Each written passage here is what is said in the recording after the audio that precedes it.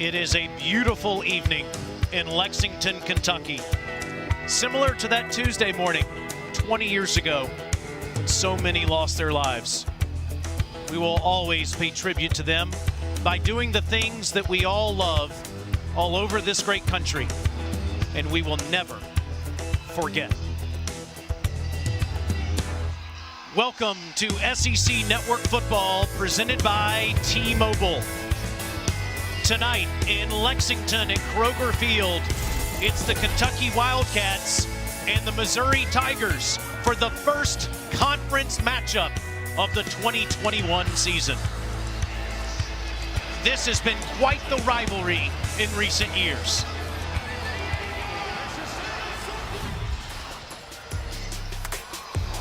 Game on the line in the Southeastern Conference on a Saturday night. The last play of regulation. Punts, throws, and it's incomplete. Cats survive.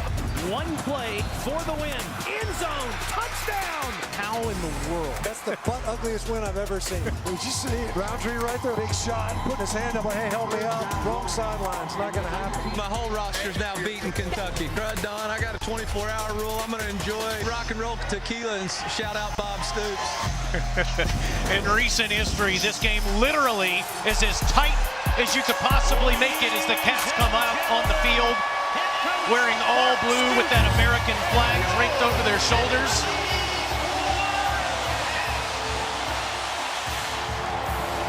Here come the Tigers, trying to win in Lexington for the first time in 8 years. And here's how competitive this series has been. They've scored exactly the same amount of points in the Mark Stoops era. In the last 8 meetings, Kentucky has gotten 5 of them. We expect another one to go to the wire tonight.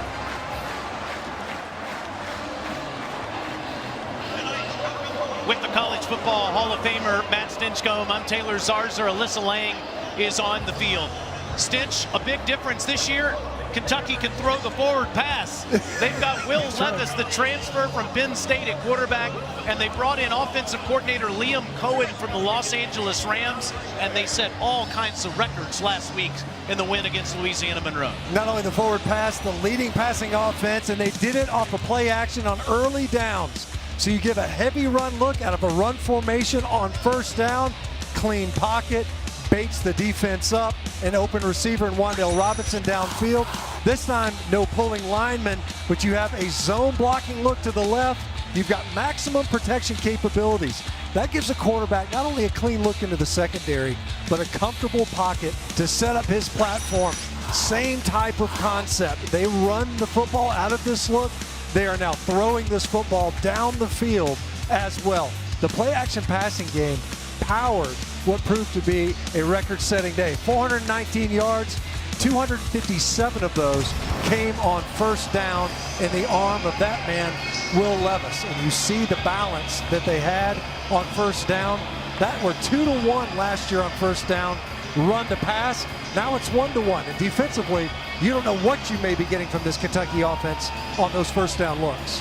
Eli Drinkwitz, the head coach at Missouri, says, well, that looks familiar. I've been doing that for years. He, too, will try to establish the ground game tonight with Tyler Beatty in the backfield. When you look at last year's win by Missouri, what they do to Kentucky, they Kentuckied Kentucky. They bullied them up front.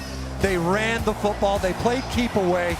Tyler Beatty has really established himself early this season as the heir apparent to Larry Roundtree. Last year, Missouri ran the football 62 times on this Kentucky defense.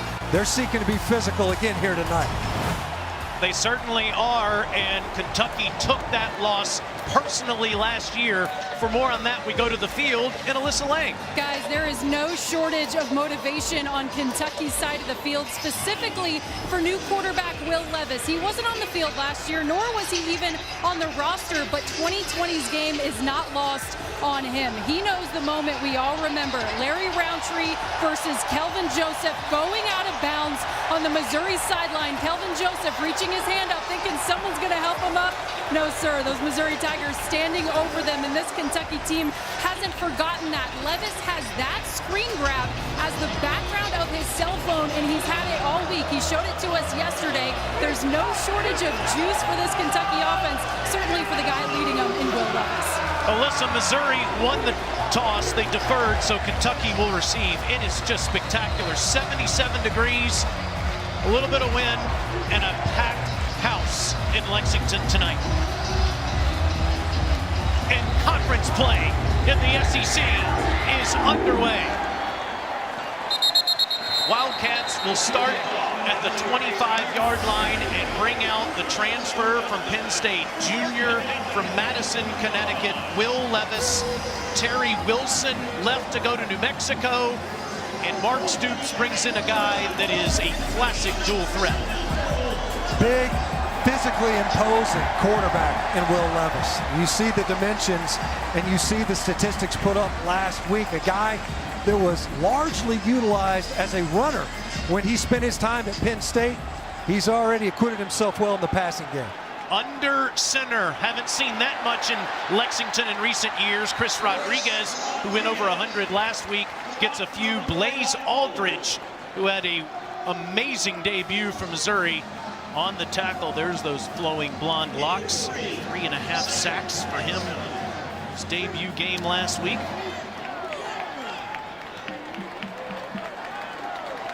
Up to the 28-yard line, and Levis under center again with Wan'Dale Robinson going in motion.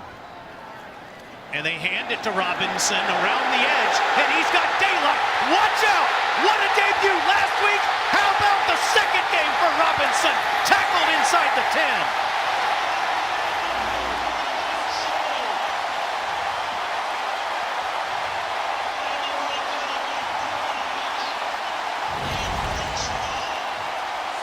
You think they're excited to have this kid back home in his home state of Kentucky? Not just a playmaker as a receiver.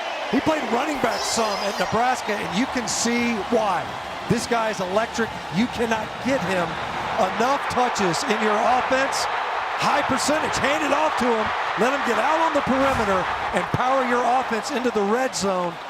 Already Kentucky with an explosive play on offense. 64 yards for Robinson. First and goal, Cats at the Mizzou 8.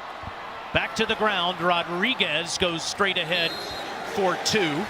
Around Levis, Robinson, and Rodriguez. This is what the Cats offensive lineup looks like tonight.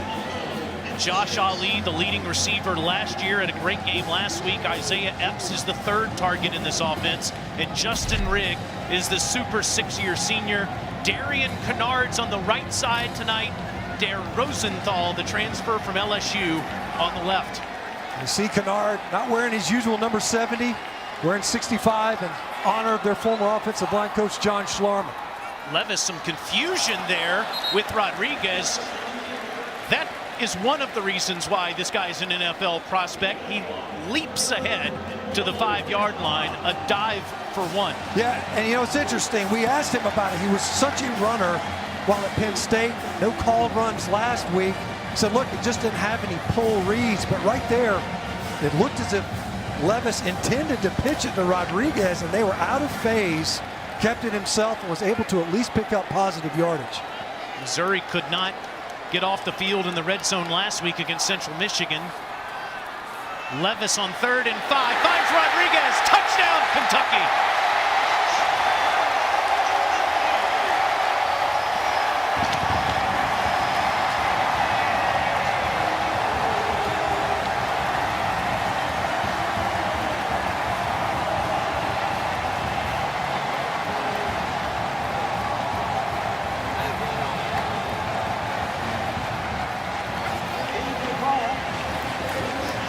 We know Chris Rodriguez, one of the more talented backs in the conference, even the country. Had a couple of catches last week. First career receiving touchdown to put the Cats ahead. Matt Ruffalo's extra point is good. And just a couple minutes into the game, Kentucky's up 7-0. 5 plays, 75 yards. Wan'Dale Robinson, a 64-yard end around. And then Rodriguez makes the catch. Mizzou It's your turn. The SEC opener in prime time in Lexington.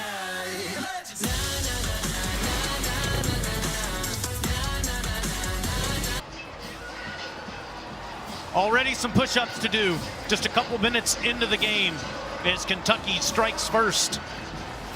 Chris Rodriguez with his first receiving touchdown, set up by the brand new Kentucky transfer, Wan'Dale Robinson's 64-yard end around, and Will Levis at quarterback. What a debut. Kicking it deep to Chris Abrams' drain over his head. And Connor Bazelak and the Missouri Tigers come out onto the field. Redshirt sophomore from Dayton, Ohio. Looked pretty good last week in the win against Central Michigan, finding 9 different receivers in that game. And they struck really early in that game last week versus Central Michigan. First rattle out of the trap, first play. They had a post for 63 yards to Boo Smith to set up a 2-play scoring drive. They have to answer and want to answer in a hostile environment tonight.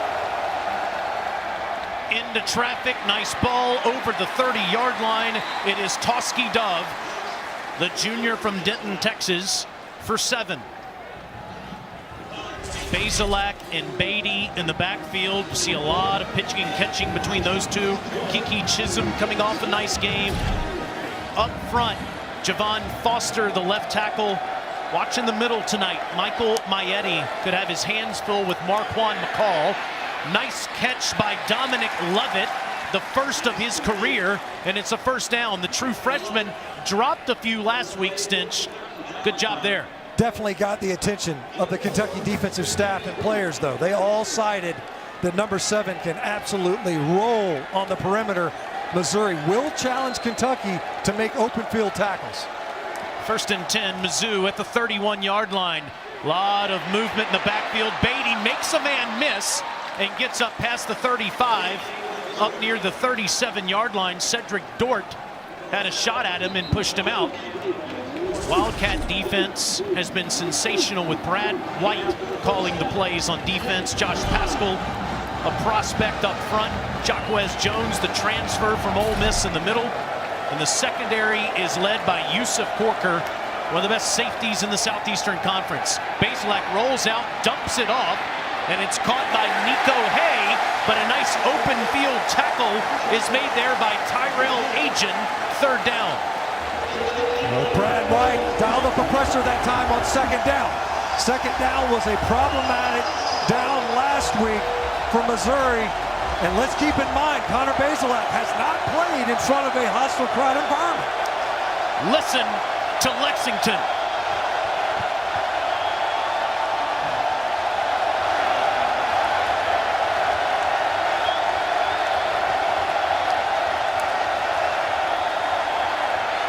Bazelak across the middle, it's dropped.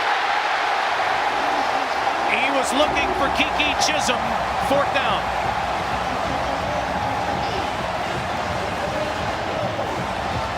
In talking with Elia Drinkwitz, head coach and play caller, he talked about how they were going to have to find a way to win that line of scrimmage, not only in the ground game, but in protection as well.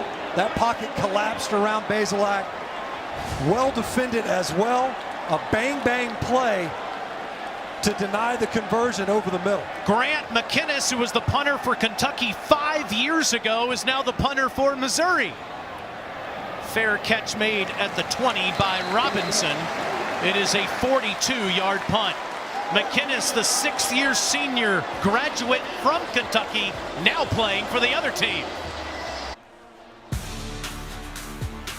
SEC Saturday Night is presented by T-Mobile, the leader in 5G, America's largest, fastest, and most reliable 5G network. And in part by Farm Ridge. Grab a snack. They are flying the T-6 Texan II. Lieutenant Colonel Shue and Major Piker. Captain Solo, Major Raisin.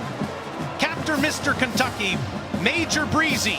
Lieutenant Colonel Hammer, and Major Storm. Thank you for your service, my friends. Wildcats up 7-0 with the football. Liam Cohen, the new offensive coordinator, likes what he sees, designing the longest run of Wan'Dale Robinson's career, a 64-yarder on the first drive. Kavosiey Smoke in the game now, and Smoke moves the pile up to the 25. Let's go down to Alyssa. Guys, a much faster start for Kentucky's offense compared to last week. Liam Cohen said he was almost thankful that the offense turned it over early, giving Levis a chance to respond. They also talk about how he's always walking around with this intense glare on his face. Well, he was smiling coming off the field after that last touchdown.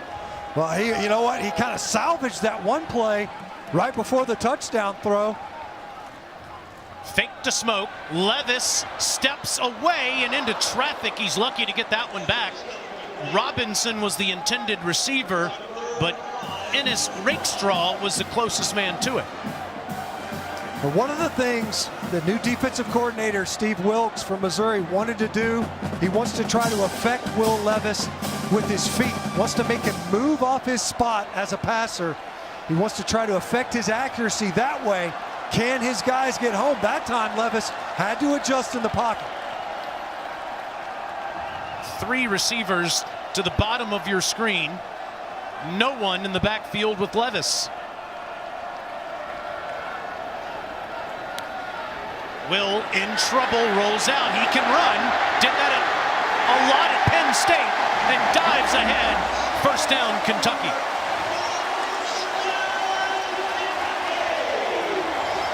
Hey, well, that's a big dude coming at you, by the way. And we showed him earlier, 6'3", 230. He's every bit of it. Walked into our meeting yesterday. I was like, this guy looks like an action figure. And if he wants to run it, he absolutely can. Didn't do it last week. Couldn't find a seam. That time had to leave the pocket. Look at him with the pose at the end. He knew he picked up a first down. Didn't like the look, though, this time. Wants to capitalize on it. They were out of the huddle quickly. First time out of the half. And it looked like they were going to try to maybe get a little tempo. Instead, Levis looks to the sideline, calls time. Clearly, you're going to see more runs for Levis as the season winds along. Over 400 yards rushing, as you said, and 6 touchdowns for Penn State. Levis and Kentucky off to a good start here in week number 2. And look at the explosive plays. The points alone, right? So 45 last week, the most since 2 years ago. But the passing yards, and that was the element that's been missing. 419, they haven't done that since 2014. 50-yard receptions, 3 of them last week.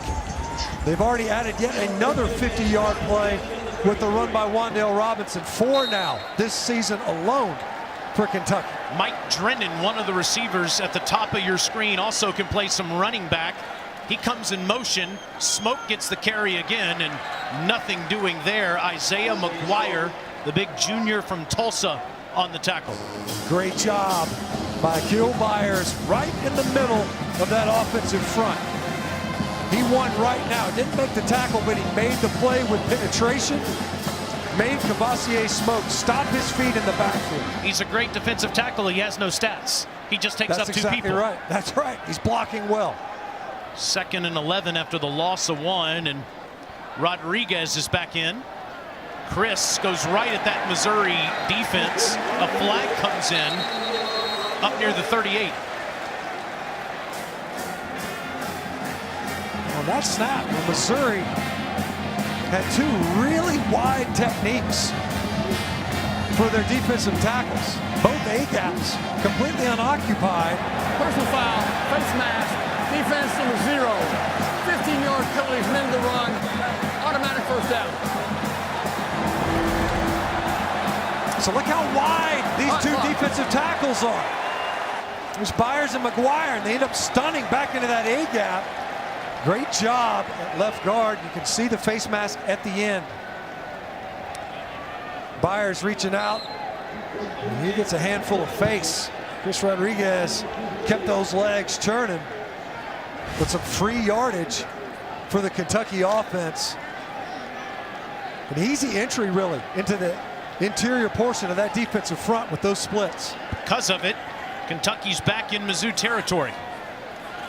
Levis stands tall. Nice ball to Ali inside the 30. And Josh has a first down near the 28 where his helmet comes off after a 20-yard completion. Ollie last week proved something to offensive coordinator Liam Cohen. They track these guys now. They can tell them how fast they're running in practices and scrimmages. He broke 20 miles an hour last week in the game. And Liam Cohen was like, we haven't seen numbers like that from him in practice. But I love the game speed. That's when it counts the most. Ollie turned it on. You could see that run after the catch. He's got some burst. Gives the football to the Cats inside the Mizzou 30. Levis in trouble, and down he goes, pressured by McGuire. His second sack of the season, had one last week too. It's an active defensive front, but right here, the LSU transfer, Dare Rosenthal, and McGuire does a great job of just lifting his outside arm. He did a great job of shortening that edge by getting the outside hand of Dare Rosenthal off of him. Levis had an opportunity. He had Justin Rigg, his tight end, open, but he just didn't get a chance to get his eyes downfield. Rodriguez has daylight inside the 30, and he's up near the 25-yard line where Devin Nicholson pushes him out. It'll be third down. We talk about some of these new offensive concepts. It's just one back power for Kentucky. How many times have you seen that play run in this offense just to try to get it third and manageable? Wildcats need to get to the Mizzou 19. Wan'Dale Robinson's at the bottom of your screen, almost just inside the right hash. Levis looking that way. First down, Kentucky.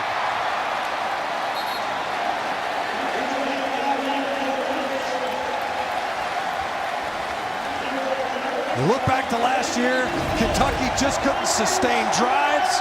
On this one, it's obviously far more methodical than their opening possession. But you get Wan'Dale Robinson, he got a free release off the line, was able to make the reception in front of Rakestraw, and just enough to convert that first down. Missouri's given up 4 touchdowns against the opposition in 4 red zone trips. This is the 5th. Kavosiey Smoke is in the backfield.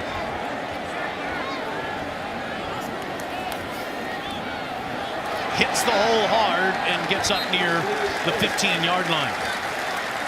You know, Smoke was a guy that the coaches mentioned. We've got to be more intentional with him. Now, this has been largely his series. But they're saying instead of it being like an interchange where Rodriguez gets a series, then Smoke gets a series. If a guy gets tired, banged up, we'll rotate in. They said, no, in this game, we need to be intentional to get number 0 into this ballgame, not only as a runner, but he's also very dangerous in space as a pass catcher out of the backfield. Cohen already got this screen game going with Rodriguez for a touchdown.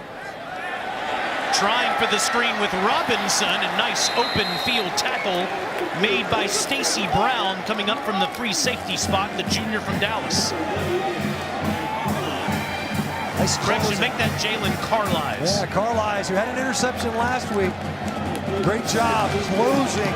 He ate up a lot of grass to get to Robinson in the open field. Let's see if Missouri can disrupt Levis again and move him off of his spot. If Rodriguez stays in to protect, see if they add a blitzer, number 25, who's lined up in the line of scrimmage. Levis to the end zone. Incomplete, but a flag comes in. Chris Abrams-Drain didn't play the football.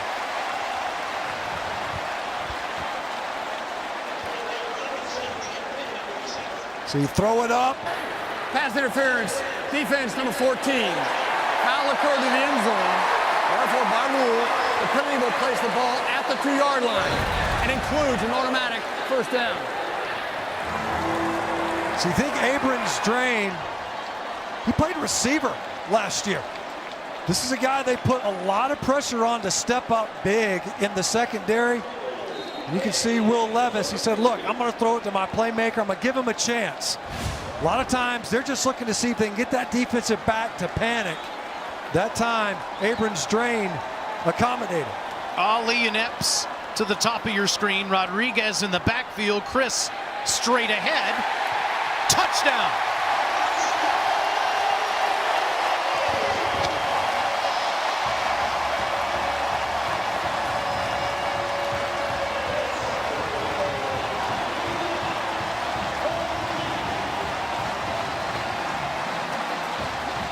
One receiving, one rushing for Chris Rodriguez.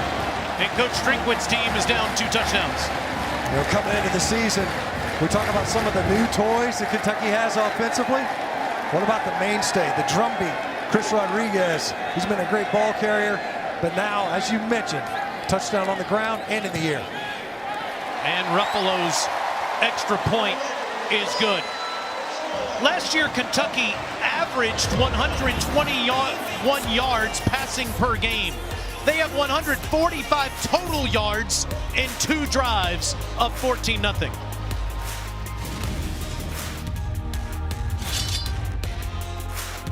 SEC East in the Johnny Majors Bowl. The Pitt Panthers beat the Volunteers. Florida, no problem with South Florida and Tampa. And the Dogs with Stetson Bennett pound UAB 56-7. These two teams feel they belong in the conversation at the top of the conference.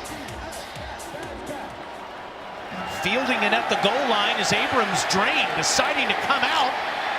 And he gets right about where he would have kneeled on it. Here is our road to the championship, brought to you by Mercedes-Benz.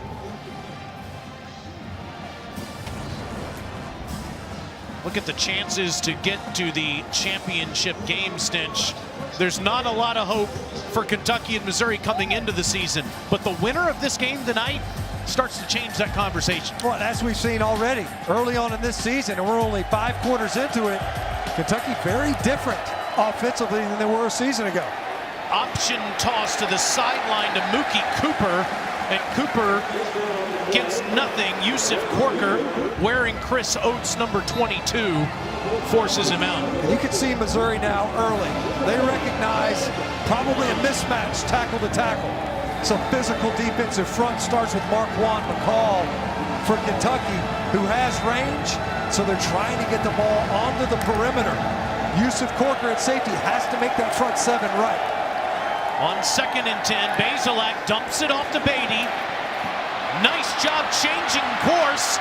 First down near midfield for the man out of the backfield that can change the game. 24 yards for the senior from New Orleans. He had 3 catches for 40 yards. Look at the patience that he has tonight. Great job setting up the block. He didn't take off right away. Wait till your lineman gets out there to clean up that first defender. Nice cut by Beatty. He just turned it into an extended handoff. Mizzou's at midfield. Bazelak pumps. One-on-one ball to the sideline, and it's over the head. A flag comes in. Kiki Chisholm was battling over there with Tyrell Agent.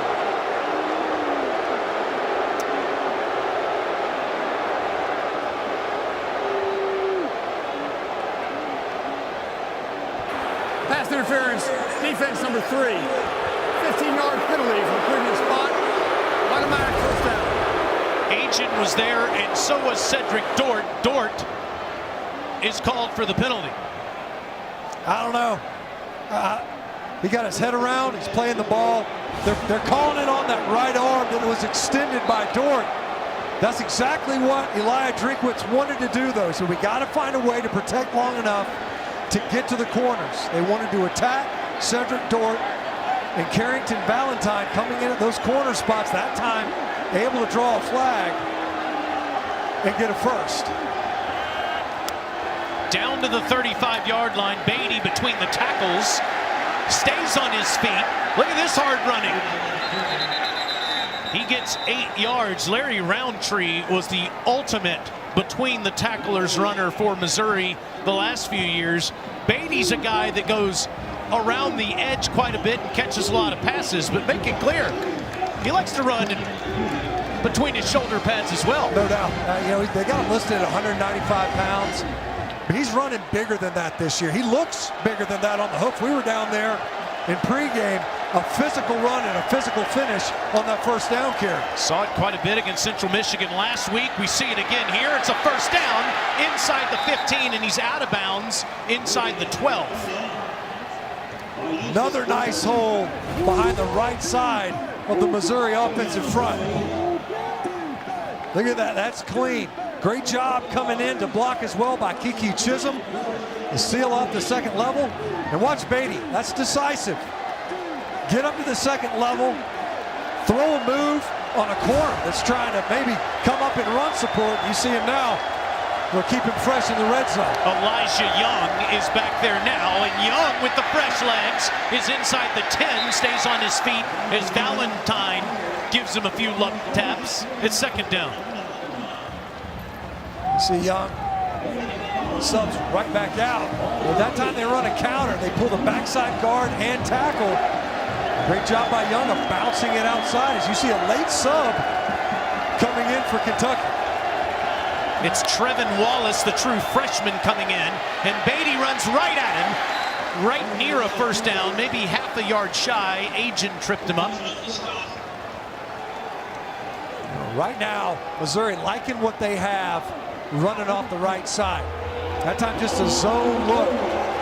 Previous play was a counter. You get some pulling linemen out in front, but they feel like they're getting some nice movement versus the left side of that Kentucky defensive line in a third and short. And see if they test the right side again. The formation strength is to the left side of the Missouri front. Bazelak keeps it himself on the option, first and goal.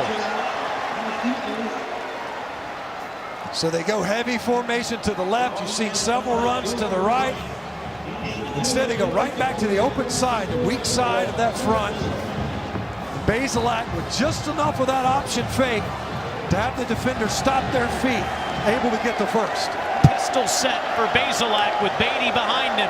Tyler straight ahead, hesitates but gets a yard. Yusuf Corker met him in the backfield, second and goal. That time, good job by Yusuf Corker. Sometimes you just got to shoot a gap, see if you can make a play. He was able to get behind the line of scrimmage, make Beatty deviate his course. Does Missouri like it enough? They stay in the pistol set where you get another downhill run.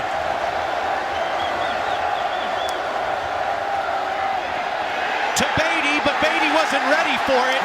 As Kentucky brought pressure, DeAndre Square leveled Bazelak.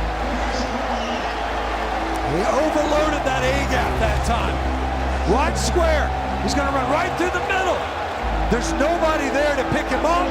Beatty is hot. He's got to get his head around quicker. Bazelak had to unload it. Beatty's releasing out in the flats. He walks in if he makes that catch. This is the 10th play of the drive. And Kentucky will call timeout. Timeout. Kentucky, second timeout of the half. This will be a 30-second timeout.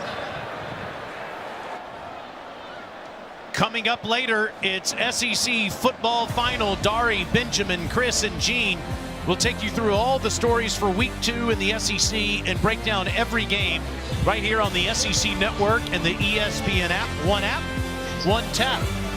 Even on Stinch's 1997 phone, you can do it. This is not 1997. This is the iPhone 3 and it functions just fine.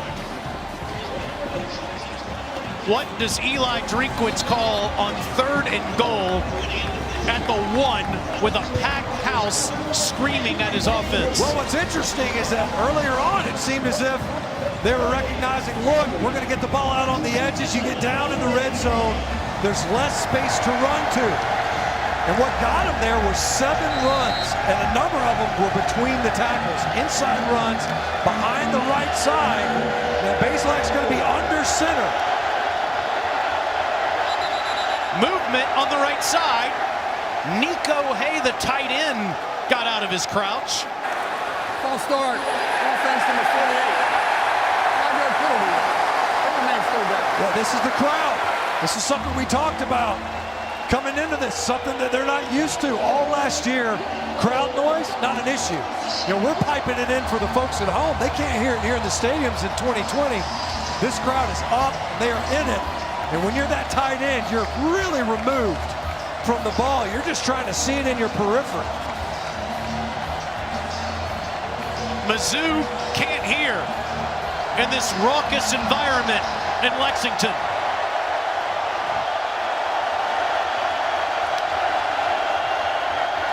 Bazelak stands tall, end zone, touchdown! Taken away at the last moment, but Daniel Parker had it long enough. Mizzou's on the board.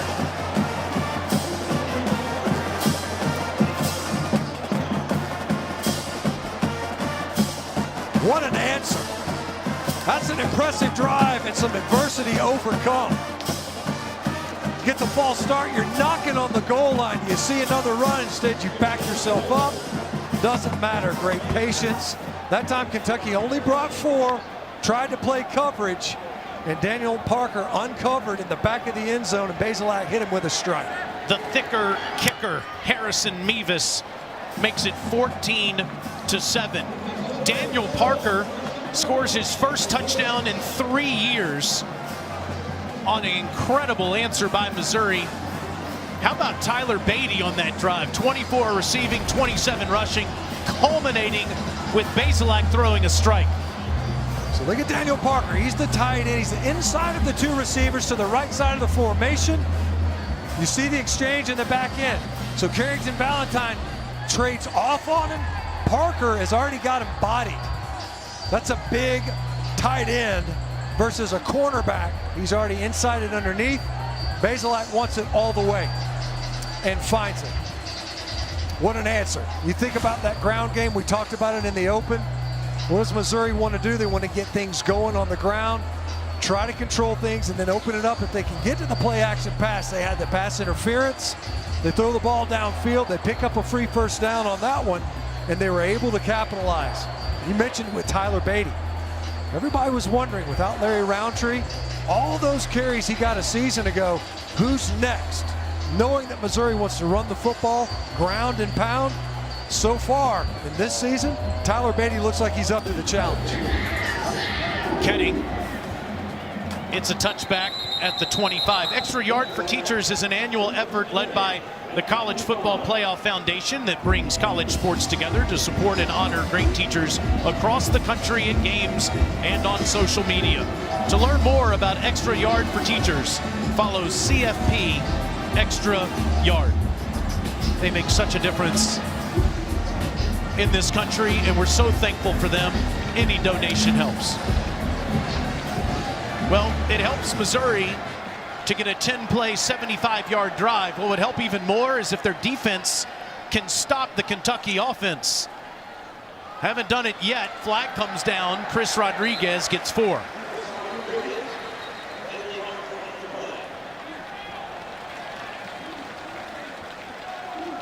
I wonder if they're going to get Missouri for being in the neutral zone. Offside. Yeah. Defense. Number 6, lined up in the neutral zone. 5-yard penalty. It remains first down. The defensive front, I've been watching them. They have been really crowding the football. It's almost like a batter standing over the plate. 4 penalties now already for Missouri for 39 yards. And that one enough. Free 5 yards. And that was a bruising run by Chris Rodriguez. You just can't afford to give up yards by alignment. Could be the last play of the quarter. And it will, as Levis hands to Rodriguez straight ahead. First down, Wildcats up to the Mizzou 38. The fireworks in Lexington started with Wan'Dale Robinson in the longest run of his career. Will Levis laying out. Mizzou has answered. It's 14-7.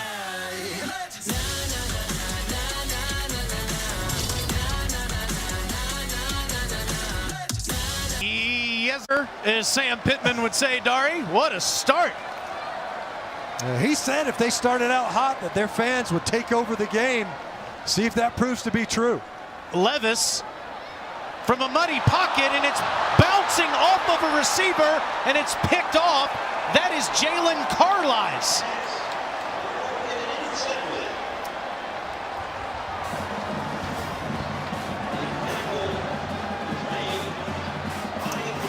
He's trying to hit Isaiah Cummings over the middle. This happened last week. A deflected ball, a little bit behind him. Isaiah Cummings gets his hands on it, but it deflects up in the air. They had an interception last week on the opening possession. Trying to get it to Josh Ali. The ball was a little bit behind. That time on a crossing pattern. Cummings just trying to get his hands on it. The worst thing you can have is a deflected ball in the middle of the defense. Carlisle with picks in consecutive games. Chisholm running around on the screen there, and they throw underneath. Nice ball, and it's a completion to Toski Dove. First down inside the 40, down to Alyssa. Yeah, guys, with Missouri capitalizing on some momentum here, talking to Coach Drink about the biggest improvement with Connor Bazelak comes to his maturation and his ability to be a leader. He's a little bit more confident coming into this season. He'll certainly need that with a very, very loud crowd here in Lexington, guys. It's only getting louder for Bazelak. He is 8 of 10, though. A really nice start. And he hands to Beatty. Beatty with a burst of speed and runs right into DeAndre Square. And DeAndre Square arrived, and it got there ill-tempered. That was a shot. Watch the diagnosis, number 5. He sees it. They're trying to run that mid-zone. They're stretching you to the right side. He runs right underneath it. Gives Beatty an ear hole shot. There's defensive coordinator Brad White. They see more of that in practice. They should defend it even better now. 2nd and 9. Bazelak flushed out by Pascal. A flag comes in as he was looking for Chisholm.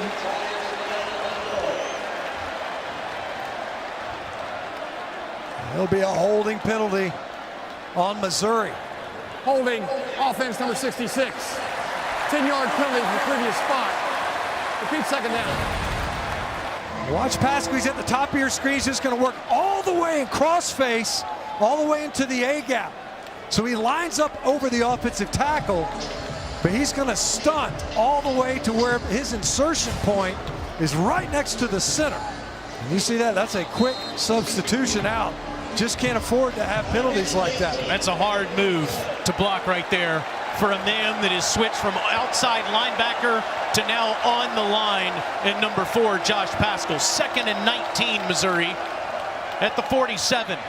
It's a quick little bubble thrown to Chance Looper, and he's down to the 43-yard line. It'll be 3rd and long. Those are negative yardage plays that really plagued Missouri.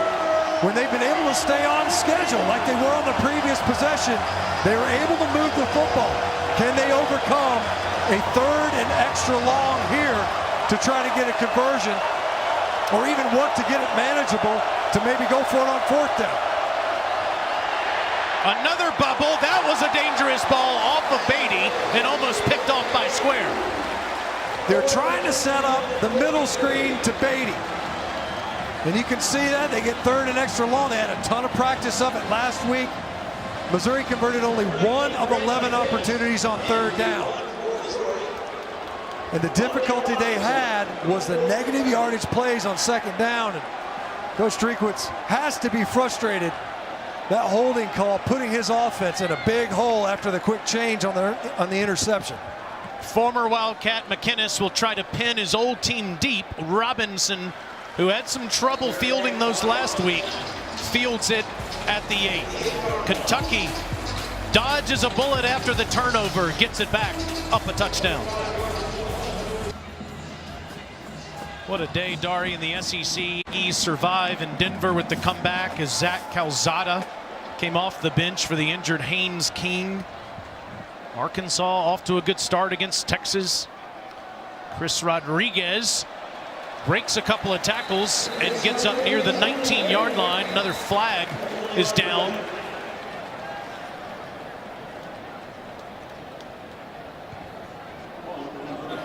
Offside. Defense number 39. Line up the neutral zone. That penalty will be declined. The result of the play is a first down. Yeah, they got to back up.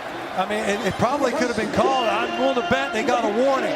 Oftentimes, when you got a lineman along the line of scrimmage, especially in the box, tackle to tackle, the officials will come in there and they'll say, hey, man, you got to back up. Or if you're an offensive lineman, you got to move up. That's 2 calls now. That's really tight right here.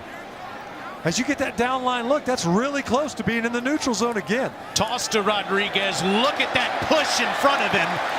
Past the 30-yard line, it's another first down. Liam Cohen has made it clear he's got to run the football to go with this new passing game.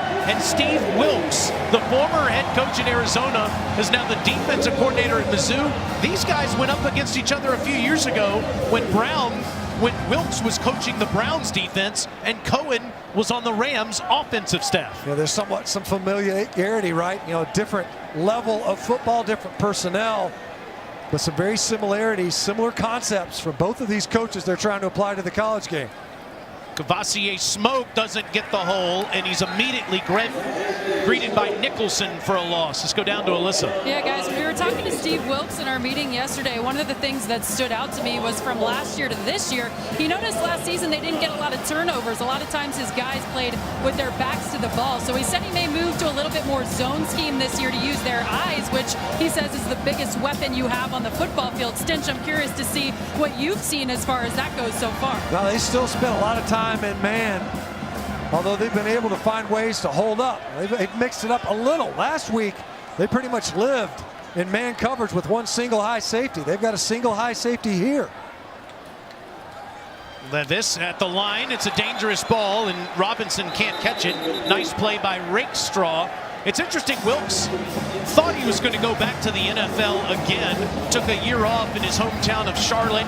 Looked at his playbook, made some changes, and then Eli Drinkwitz shocked him by offering him the job at Mizzou, and he's been pleasantly surprised at how much his playbook applies to the collegiate game now. And some of the adjustments that he said he's made here in college that could apply in the NFL. Now 3rd and extra long. In Kentucky, you see, they started out in an empty set. That's Kavosiey Smoke that was lined up wide. Now motions into the backfield. If he stays in to protect, see if Missouri blitzes. Levis, a perfect ball to Isaiah Cummings. First down past the 40, up near the 44. And it was Cummings who was targeted on the crossing pattern that was late from Levis. That time, he just hitches up right over the football. Levis is able to hit his target. Cummings is a guy that they're wanting to really emerge in this offense. A big guy is 6'3" or 4. That time, a sure-handed catch. Only his 2nd catch of his career. Gives him a first down out near midfield. Levis, play action, wants to throw the deep ball. Wan'Dale Robinson got it!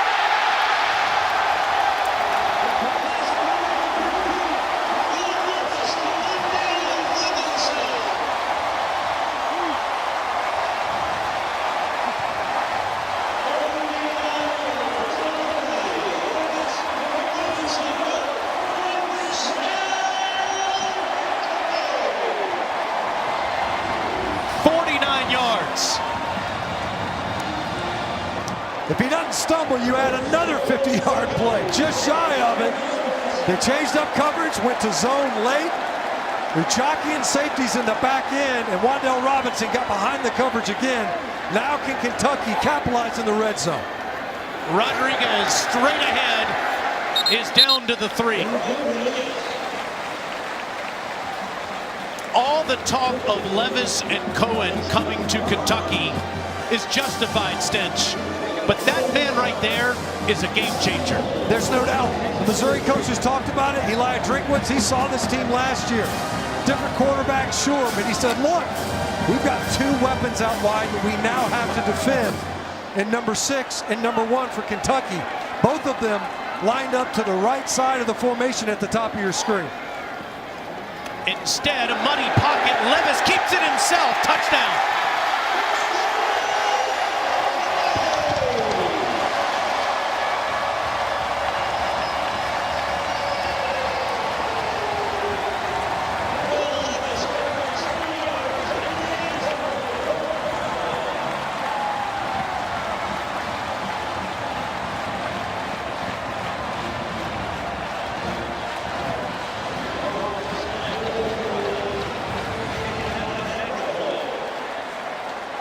Ruffalo to make it a 2-touchdown game again.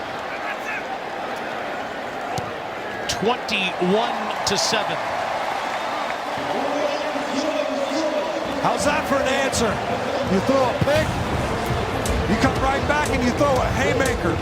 Wan'Dale Robinson with a bomb, almost another 50-yarder, and then you keep it yourself. Nice read. You can throw it, you can run it.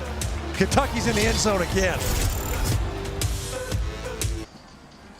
SEC Saturday Night, presented by T-Mobile, is brought to you by Barbecue Guys, for those who were born to grill. Mark Stoops passed Fran Kersey for the most games coached at Kentucky with 101, and if Stoops wins tonight, he matches Kersey for the most conference victories as a Wildcats head coach with 25. It's Stoops' 9th season as a head man in Lexington, matched by, you guessed it, Kersey for the most by anyone in school history. Kersey in 1976 guided the Cats to a Peach Bowl win over North Carolina. The following year, they were ranked 6th in the country. 9 years as the head coach of the Wildcats. He went on to be the parks commissioner of this great state. And our hope is that he's watching tonight, proud of what he did here with those teams led by great Wildcats like Derek Ramsey and Art Still. So as you think of Mark Stoops and all he's achieving, Stinch, think of Fran Kersey too. There's no doubt. I mean, you look at what he was able to do. That includes that historic 1977 season. We kind of mirrored what Mark Stoops was able to do in 2018. 77 was the last time Kentucky had a winning record in conference. That was under Fran Kersey. Elijah Young in the backfield, so is Beatty, and Beatty makes the catch, and he's up at the 29-yard line. What does it say about Mark Stoops that he's coached more games at Kentucky than anybody ever? Well, I think it's not just the duration, but it's how he's built it year over year. They didn't come out of the gate smoking. It's the development of this program. That's something that Coach Drinkwitz pointed out at Missouri. He's like, look, this guy has developed this program. He's got his guys in there. He's got them in an excellent position. It's a double pass. It sure is, and it's incomplete. Looking for Chisholm. Chance Looper threw it, but he was completely covered up by Corker. That's what happens when you got a veteran safety. This is a first pass, is a backwards pass.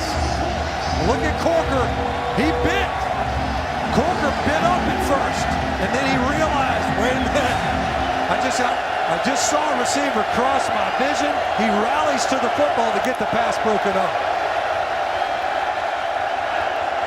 Here comes the crowd noise as you see Missouri, Bazelak trying to make a change at the line of scrimmage.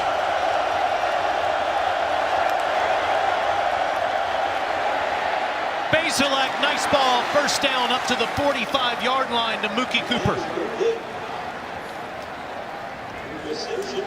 Nice patience. Stand in the pocket. Kentucky brought pressure. It was not a great blitz look by the linebackers. They kind of oozed into the line of scrimmage, and Bazelak threw a strike for that conversion. Transfer from Ohio State for 16 yards. That's a 7th different receiver Bazelak has found here in the first half. That ball bounces off of one receiver, and it's caught by another, Mookie Cooper again. The ball's deflected at the line of scrimmage. We talk about deflections over the middle, but this time Cooper rallies to it really nicely. So watch Kentucky. As Bazelak was working right, he comes back around, and Jordan Wright gets that right hand up late. And they're calling it complete. Yep. It bounces on the turf before it gets to Cooper. And so it's 2nd and 10 back at the 45. Bazelak by himself back there. This is dropped. Chisholm had to reach for it, but should have caught it 3rd down. And Bazelak had to let go of that football a little bit early. That time, defensive coordinator Brad White brought pressure from the boundary. Bazelak had to unload it, and that fires up the crowd again. You remember the crowd sound they had to pump in last year? This is better.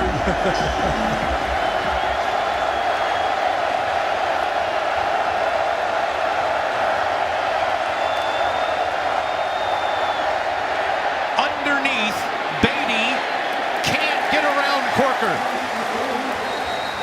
But a flag does come in at the end of the play.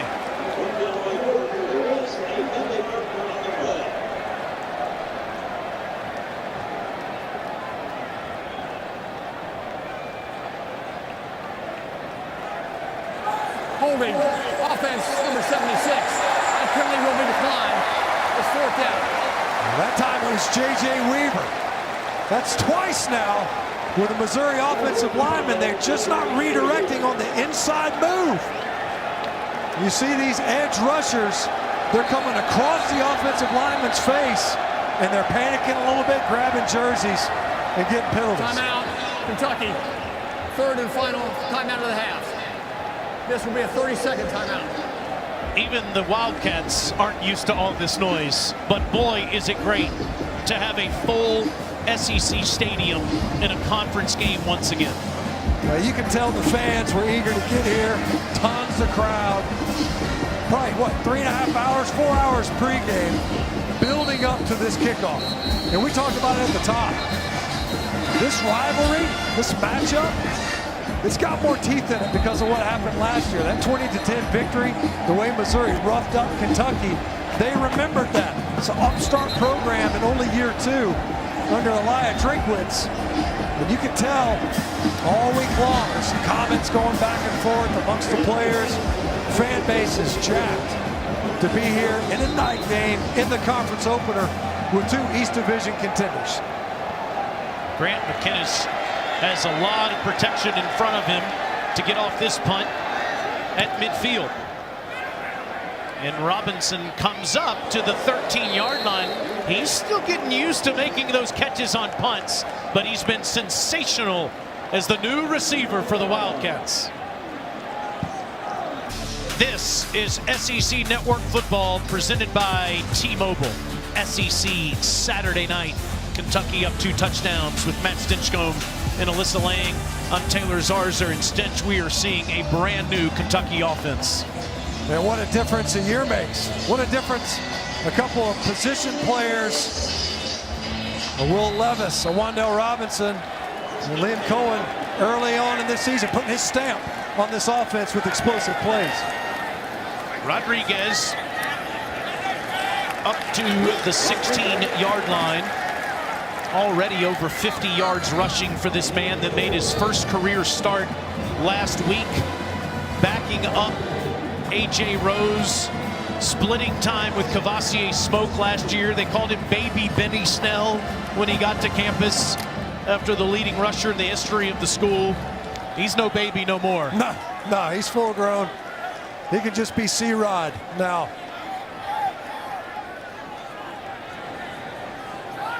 It's Robinson in the slot, back to Rodriguez on the ground, and he's up to the 19, maybe close to the 20. It will be 3rd and short. He was 5th in the SEC last year in rushing, and the most impressive thing to me, aside from all these 100-plus rushing yards, he never loses yardage. Only 5 times last year was he tackled for a loss. He did such an excellent job of always falling forward. Average 6.5 yards a carry, and he's doing that again coming into this game tonight. 3 straight to him, falls forward again, 1st down Kentucky. You know, they've always done a great job in Kentucky at running back being patient, but not hesitant. You don't want a back tippy-toeing around in the backfield, but you also want them to be patient enough to allow the blocks to be set up. And when you see the way Kentucky is running, that time just an inside zone concept. Did a great job waiting for the blocks to be established, see daylight, and then he hit that run straight downhill. Rodriguez out, Smoke in. Look at this speed from Kavosiey up to the 39-yard line. 14 more. Great job by left guard Kenneth Horsey and center Luke Fortner. Watch them walk. They're really just getting accommodated, really. I mean, Chad Bailey at linebacker, he just picks inside. You're just not gap sound as a defense. You have to play a B gap. You got to have somebody between the guard and the tackle. That time Smoke made him pay. Again, Kavosiey, and he gets a couple. Alyssa talked about it in the open, how personally Mark Stoops took this football game last year because they were out physicaled. There was more intensity from Mizzou last year. Flip the script so far tonight. Yeah, no doubt. And he talked about it. He said, look, I'm a defensive coach. You got to play defense with an edge. We didn't have an edge last year, and they didn't. We were on that call. They were flat all game. He made sure throughout the week that this team came out with a purpose and with some intent. They've definitely done so far. 24 times already on the ground, and now to number 24 on another first down right at midfield. Just pounding it. Just leaning. Getting that defense running. Defensive line's been out there now. Yet another rush. Kentucky already has run the football 11 times this quarter alone.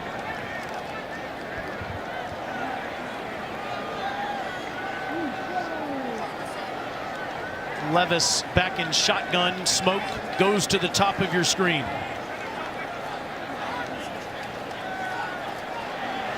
Plenty of time, and Levis says, hey man, I can take off. He does. First down run back into Mizzou territory. Our critically acclaimed series, True South, returns for its 4th season Sunday night at 7:30 p.m. Eastern. The man to my right does the best imitation of the guy on your screen. Come on, you got to do it. Just read that next line. Which one? Host John T. Edge. Host John T. Edge takes you through Scott, Louisiana to meet the locals and sample their food and culture on SEC Network and the ESPN app. Located just 39 miles from the Gulf of Mexico. All runs on this play on this drive so far. That was Smoke. I'm thinking about John T. Edge and the new True South this year. Love that show and the culture it shows about this footprint. What are they going to eat? What are they going to eat down there in Scott, Louisiana? Oh, it's going to have spice on it. I can promise you that. Tell you what, Kentucky's feeding this Missouri defense the ground game right now. 8 straight rushes. I'm getting a little hungry. We eat like a champion in the 3rd quarter of our broadcast. Stay tuned for that tonight. Just over 3 minutes left. Levis dodges one bullet and another and dives ahead and makes something out of nothing. But tremendous pressure in the backfield by Mizzou that time. Well, you can see Levis. He was fired up at the sideline. And you can see Kavosiey Smoke was in that time. I don't know that he didn't bust. That time, Missouri brought both backers. Smoke ended up scanning all the way to the right side, and Levis, he had pressure right in his face. Smoke, I think, got rolled up on at the end of that play. And to see him walk off like that, I think more than anything, might have scared him. Watch this. Levis does a good job of avoiding it, but you see he gets rolled up on the back of his leg by Chad Bailey, who was blitzing. Levis did a good job of getting back to the line of scrimmage. I'd be surprised if Smoke isn't okay. Probably a little bit scary more than anything else when guys roll up on your legs from behind. Junior from Wetumpka, Alabama, off the field. Rodriguez in. Number 1, Wan'Dale Robinson, flashing in the backfield. And settles in at the bottom. Levis, look at that size, bulldozes his way inside the 30-yard line. And look at him, he's fired up, but he likes it. I mean, we talked about it. When this quarterback runs, he gets into the open field to the secondary. Those defensive backs, they got a business decision to make. That time, it was Blaze Aldridge. Led the Missouri Tiger defense in tackles a week ago. Watch him lower the boom. Man, that's a physical finish to that run. He came in here for his arm, but boy, is he physical. Rodriguez on the toss. Daylight. First and goal. Man, they run toss, into the boundary to the short side of the field. And the left side of the Kentucky front does a great job. Look at him capture the edge right now. The forced defender is blocked by Dare Rosenthal. He gets out there, he blocks in space. And Chris Rodriguez with a big run to get Kentucky knocking on the door. They take the air out of the football. They go old school Kentucky. They have over 200 yards rushing in the first half.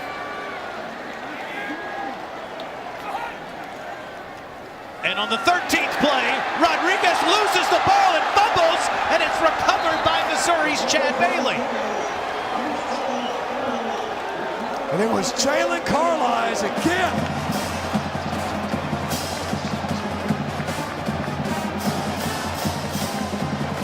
Wow, what a huge turn of events here. This is a touchdown. And Carlisle, that's a power tackle versus a big back, gets the ball loose. What a huge play by Jalen Carlisle to get the ball back and prevent yet another score.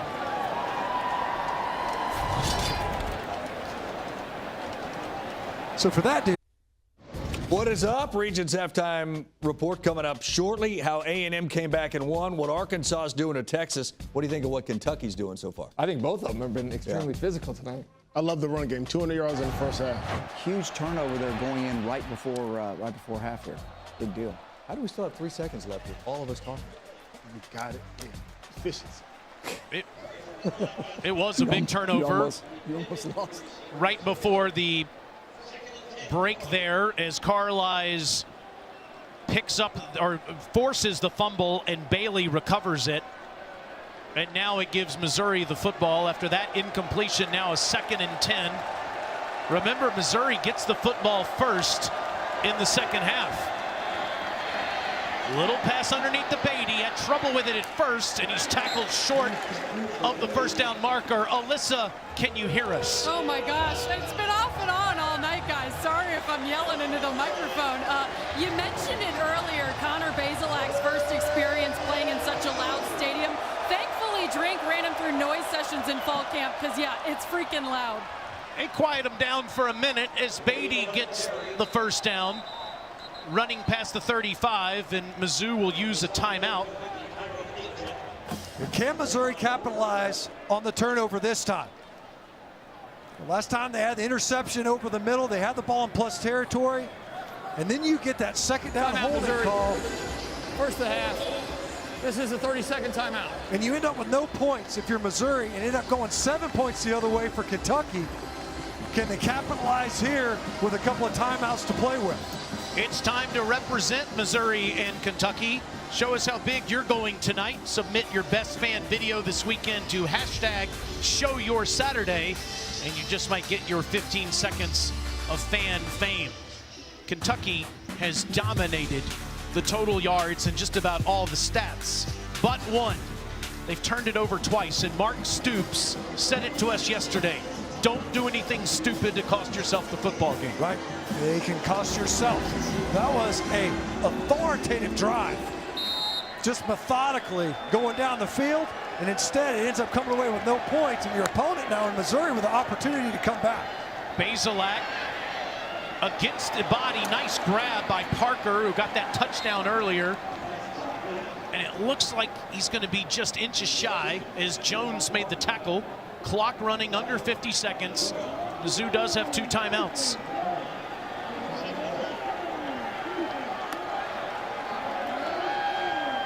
Bazelak, first down throw inside the 40 as Looper makes the catch and takes the hit from Corker. Nice rhythm throw that time from Bazelak. Finding a target, they want to get more touches. You see now, second timeout of the half. Drake taking that timeout. They go into the plus side of the field. Well-placed ball by Bazelak and a fresh set of downs here. Kind of the same part of the field the last time they got a turnover when the drive stalled. Coming up at halftime, you can watch the live performance of the Wildcat Marching Band on SEC Network Plus. Start streaming now on the ESPN app. There they are on the field. 80% of the band's members have majors outside of the music department.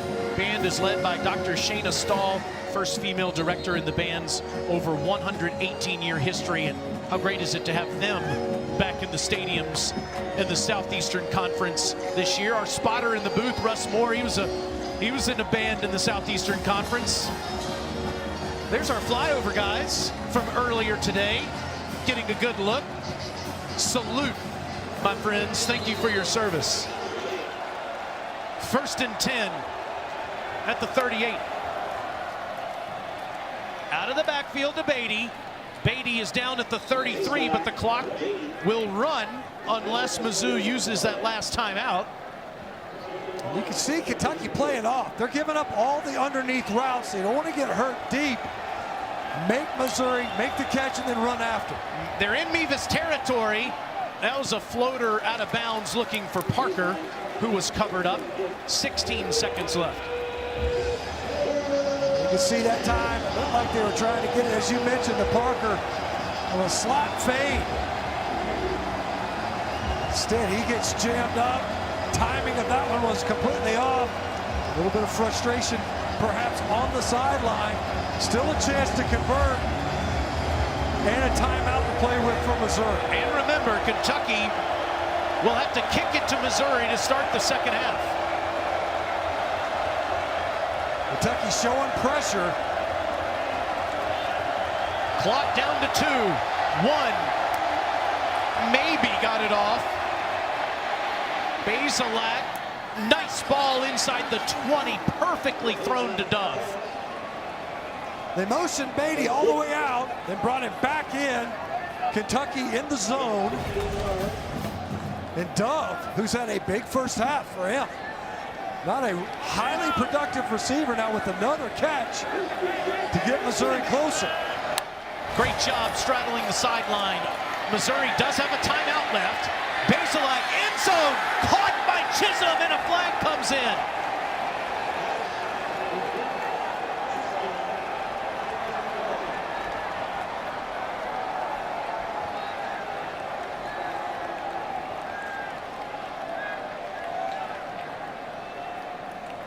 Just 4 seconds left in the half. Defense number 3. That penalty will be declined. Result of the play is a touchdown. That is the 18th career touchdown for Kiki Chisholm, and Missouri's within 1 score. Well, watch them, they're kind of hand fighting there. Chisholm, that's a big receiver. Cedric Dort, he was on the inside. That was a well-placed ball by Connor Bazelak. Threw it on the outside and allowed his big-bodied receiver to make the catch. Mevis makes it a 7-point game, and Stitch, I'm sure that each side of this rivalry is going to see that play differently, but trying to be objective about it, like you said, a lot of hand fighting, you can't throw the flag there. No, let him play. I didn't see anything. Frankly, I didn't know the Dort. You know, they're both trying to position themselves for that ball. Chisholm did a great job of physically making the catch. A couple of times now where we've seen Dort flag for pass interference, and what an answer. A huge swing of events. Carlisle forces that fumble because you know that Chris Rodriguez is going in for the score. Instead, the ball comes out. Missouri does a great job of answering right back down the field, and Chisholm able to bring the Missouri Tigers into a one-possession football game, and as you mentioned, they get the ball first in the second half. Only 4 seconds to go in the half, and Eli Drinkwitz knows his team is right back in the football game. A little taste of the Gatorade there, my friend. It's been a beautiful night to play some football tonight. You think about it, Stitch, it would have been 28-7 if Rodriguez holds on to that football. Instead, it's 21-14, with just 4 ticks to go until halftime. We mentioned it. You know, Coach Stoops was saying we can't beat ourselves. Don't do something stupid. Meanwhile, that guy behind the marker has saved the day for Missouri. An interception and a forced fumble. Both those number ones for Missouri, defensively and offensively. Tyler Beatty and Jalen Carlisle. They've been big. Carlisle, obviously, with the forced fumble and an interception in this game.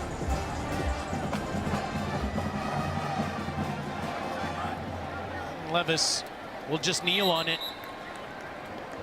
And Kentucky's lead is only 7. Certainly feels like a different football game because of what happened in the last minute plus. And Alyssa's with Coach Stoops. Coach, how would you evaluate the last few minutes of that half? Well, obviously the turnovers are major. Took a lot of the momentum away we had. The turnover is critical. And obviously the 2-minute defense was not very good there as well. What will the message be to the team in the locker room? Well, I mean, we were in complete control. I mean, we're hurting ourselves with the 2 turnovers. They've got a couple drives. They're a good football team, but we were in complete control there.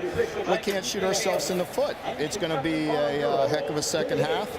They get the ball to start the second half. That'll be an important drive. Thank you, Coach. Thank you. It certainly will. Is here in Lexington, our score is Kentucky 21, Missouri 14. Now let's send you to our halftime report. Here's our friend Dari Noka. Football presented by T-Mobile at Kroger Field in Lexington. We get ready for the second half. Kentucky leads Missouri by a touchdown. Here's our first half stats brought to you by Zaxby's. And as you can see, Kentucky dominating almost all the categories in the stat sheet, but the 2 turnovers provided so costly in the first half, Stitch, and we had a wild turn of events. Mizzou's right back in it. What a huge swing, right? Because you're talking about what could be a 28-7 game, and now you're talking about a 1-possession game, and you're kicking it to Missouri. Missouri with a chance to build on the momentum that they established right before half. When you look at the passing attack for the Tigers, 159 passing yards. About half of those were on that final drive. They did an excellent job of getting completions underneath and then finally stabbing that dagger to get the touchdown right at the end of half to climb right back into this ballgame. Chris Abrams drained, and Elijah Young back deep to receive Chance Poor's kick. And Missouri gets it back on offense. Alyssa, Eli Drinkwitz wants to see that running game get going. Yeah, I asked Coach Drink what he said to the guys at halftime, specifically Connor Bazelak and the offense. He said, hey, Connor's playing pretty well, but we got to help him out in the run game. Only 44 yards rushing for Missouri right now. He also said that he told the team, hey, we took one of their biggest punches early on and we haven't given in yet. We've got to get some defensive stops when Kentucky has the football. There's no doubt that's a problem. They have gotten 2 turnovers from Kentucky, but haven't been able to stop that push. First, Missouri has the ball, and Beatty gets maybe a yard. Jaquez Jones, the Ole Miss transfer, in there to help out. Still getting used to seeing him in a blue and white uniform. Yeah, he's kind of been a stalwart, been around the league for a long time. Part of the rushing, only 9 rush attempts in the first half. Beatty with just the 6 carries, but he's averaging 6 yards a touch. Play action, Bazelak has time, and it's picked off by Jones.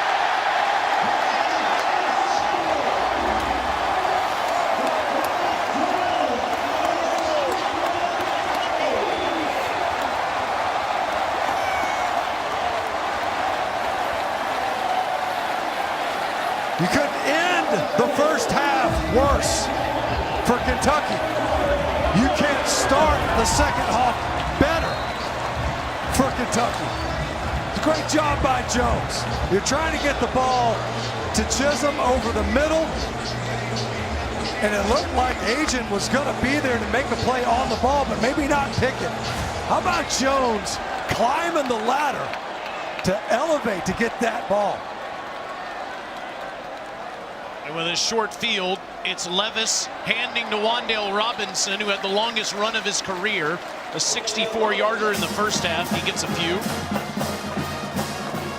By the way, Lynn Bowden, who used to wear #1, now with the Miami Dolphins, is saying, can you imagine the 2 of us on the same team? It could have happened, Lynn Bowden said, as he tweeted that out just a little while ago. There it is. In shotgun, Levis hands to Rodriguez. Look at this hole. Puts his foot in the dirt and plows ahead. First and goal, Kentucky.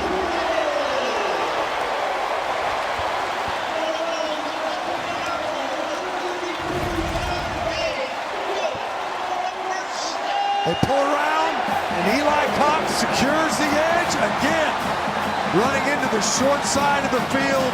And a great job again by the Kentucky offensive front, securing that left edge and getting Chris Rodriguez clean with a full head of steam to the perimeter. 31 yards for Rodriguez. Now they're on the doorstep. Back to him. Touchdown.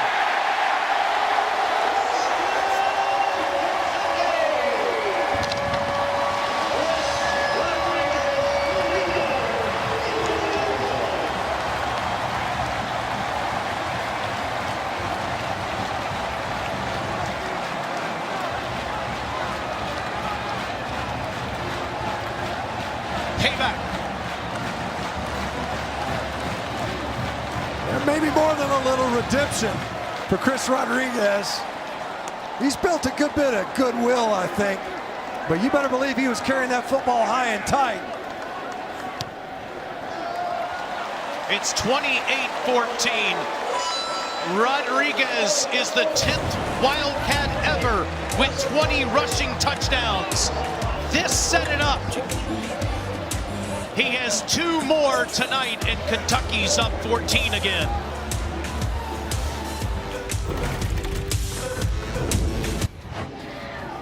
The jukebox is going to explode tonight. he might have to upgrade. Might have to start downloading some MP3s over there. I'll tell you what, the jukebox is working for Sam Pittman in Arkansas. Loaded with talent. Might be some Big 12 talent. You talk about a preview for what they might be getting. Arkansas dumping on the Longhorns. Meanwhile, here in Lexington, Bazelak makes his first mistake. How does he brush it off and get the Tigers back in it? Well, he's definitely veteran enough. He started those 8 games last year. Can't allow that one mistake to turn into 2. Airing it out again, or at least wants to, and safety valve Beatty. Look at him make something out of nothing. This guy is tremendous out of the backfield. And a late flag comes in. Could be 15 more. Well, you said it. He's done a great job. He was targeted several times on that end of half drive. They're making Kentucky try to tackle Tyler Beatty in open space in the passing game. That was just a check down. There was a 2-receiver route. Face mask, defense number 10. 15-yard penalties and end of the run. Automatic first down. That's Jones. So you see Beatty, they run play action. 2 receivers in the route, well covered, nowhere to go with the ball. They just check it. Beatty does a great job. There it is. Boy, that was a very quick face mask. Technically a face mask nonetheless, and a first down and a half tacked on. Into Kentucky territory. Another quick throw. This going to Hay down near the 45-yard line. Beatty is under 100 yards away from doing something that no Missouri Tiger has ever done before. Over 1,000 yards rushing and over 900 yards receiving as you see him in the backfield here. Nobody's ever gotten 1,000 plus in both categories in the backfield before. Again, to the sideline, it keeps working, and Hay gets 9 more. This is the patience that the Kentucky coaching staff was talking about that Eli Drinkwitz has as a play caller. He bides his time, and then he takes his shot. And right now, Kentucky's conceding a lot of these throws. They're rallying to the tackle. See if Missouri runs it here to get a conversion. First down, inside the 35 to Lovett. True freshman from Belleville, Illinois. Coach Drinkwitz and staff think this guy could be an all-SEC performer in the next few years. Well, he's a guy that definitely has some juice. We talked about it. No catches week 1. He's made it into the box score this week, but it's his speed that really will threaten a lot of defenses. At the Kentucky 33. Fake to Beatty. Bazelak steps up. Incomplete down to the 10 to Hay. Covered up by Square. I was a little bit surprised that Bazelak didn't come. He had a crosser underneath as opposed to going down to Hay. You wonder if he was trying to draw another PI along the sideline. They were able to get one earlier in the first half. That time you see a tight end running with an inside linebacker. Josh Paschal off of the field on this 2nd and 10. Quick throw to the sideline goes Dove, and he picks up 9. It'll be 3rd and 1. Alyssa, what's going on with Josh Paschal? You know, I'm not entirely sure yet, Taylor. I just saw him come off the field and walk right into the injury tent. Didn't look like he was limping or anything, but I'm standing here waiting for any kind of update. I'll get it to you as soon as I have it. I appreciate that. One of the best pass rushers in the SEC. Not having him out there on a 3rd and 1. Beatty in the pistol, and they turn and hand it. Last time on a 3rd and 2, they flipped it outside to the perimeter for a conversion. He gets it again on the edge, out near the 20, pushed out by Agent. And DeAndre Square took his shot. Instead of running over the top and scraping, watch him shoot this gap. Man, he got just enough of Square to keep him from getting to Beatty in the backfield.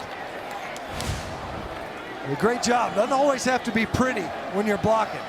Just enough to knock Square off his track. Otherwise, he's got a free run to Beatty in the backfield. Octavius Oxendine in for Paschal.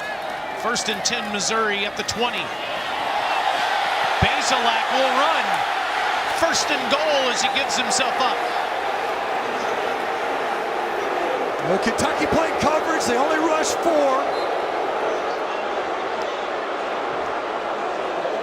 Bazelak ends up sliding there at the end. Last year, he rushed 10 times for 40 yards. He is capable. We've seen Will Levis tuck and run. A lot of the folks responding, they're surprised they didn't get either a hold or an illegal hands to the face on Hiron White. Straight ahead goes Beatty. I'm telling you, he can be physical. He gets down to the 6. 2nd and goal from there. You see the answer by Missouri. Well, the second half couldn't have started off worse. You give up a score, you bounce right back.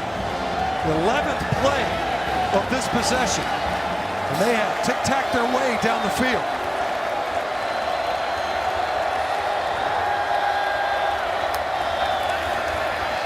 Shovel pass ahead.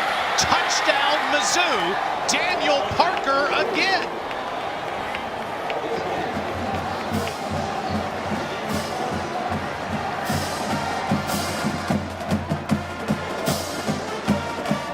He hadn't had a touchdown in 3 years. He's got 2 tonight.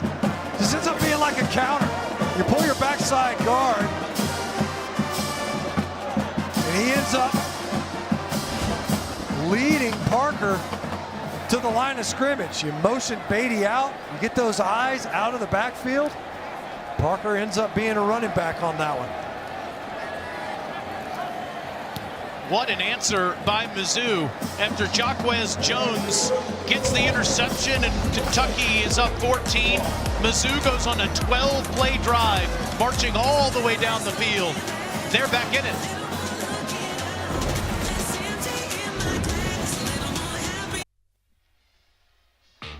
Now let's take a look at Fansville, brought to you by Dr. Pepper. What a lively, passionate environment we've had here tonight. A full Kroger Field in the Commonwealth of Kentucky. So great to have all the fans back again. They've gotten their eyes full. This has been a game. It's gotten more and more intense ever since that answer by Missouri, the forced fumble. They go in for the score. You give up that pick, an easy score to Kentucky, and then you come right back to climb back into this ball game. One possession game now. Sean Ketting over the head of Zach Johnson. And Kentucky starts at the 25-yard line. Well, the Southeastern Conference litters the National Football League with players on an annual basis, and you see it there. 21% of the league comes from the SEC. 17 former Mizzou players, 15 former Kentucky players. And show me, State, I've got something for you for the pro team tomorrow. Starting at linebacker, Nick Bolton, the rookie from Mizzou, the second-round pick who was an absolute star for the Tigers. There's no doubt. He is a stud. Just hoovered up tackles a year ago. Back to the ground goes Kentucky. That is the 18th straight run for the Cats. Let's get back to those NFL storylines. Dak looked terrific the other night in the loss to Tom Brady and the Patriots. Urban Meyer makes his coaching debut in the NFL tomorrow, and it's Mac versus Tua at 4:25 tomorrow afternoon. Yeah, the Bama quarterback room. Well represented in that one. Unbelievable. Mac Jones winning that starting job for New England. Well, that was a quick ascent for him. Wondering what's going to happen with Urban Meyer in Jacksonville. Former Gators and Buckeyes coach, won national championships at both of those schools. Levis out of the backfield ends the streak of runs, trying to find Smoke. Incomplete. Yeah, it really is. When you look at it, especially defensively, Kentucky sending guys to the league. This is a program that does a great job of developing talent. And now can some of the new faces in the program answer on a 3rd and 10. Feels like a big play, too, for Missouri. Yeah. Well, for both of them, Kentucky to get this conversion, given the momentum that Missouri has offensively, when they reestablished it on that previous drive. Wan'Dale Robinson in the slot to the top of your screen among those other two Kentucky receivers. Levis looking that way, in trouble, has to throw it away as he faces the pressure by Akil Byers. And the super senior forces a 3-and-out. Well, the Kentucky coaches talked about how active this defensive front can be. So they run an inside twist. See Byers, he just kind of waited just long enough so that the end up, what would have been his blocker, gets picked. He almost gets blocked. So first 3-and-out for either one of these teams. The first time Kentucky has punted all night. It's Wilson Bangers Berry, another Aussie punter for Kentucky. Good hang time. Fair catch made at the 37-yard line. More football action in 10 seconds.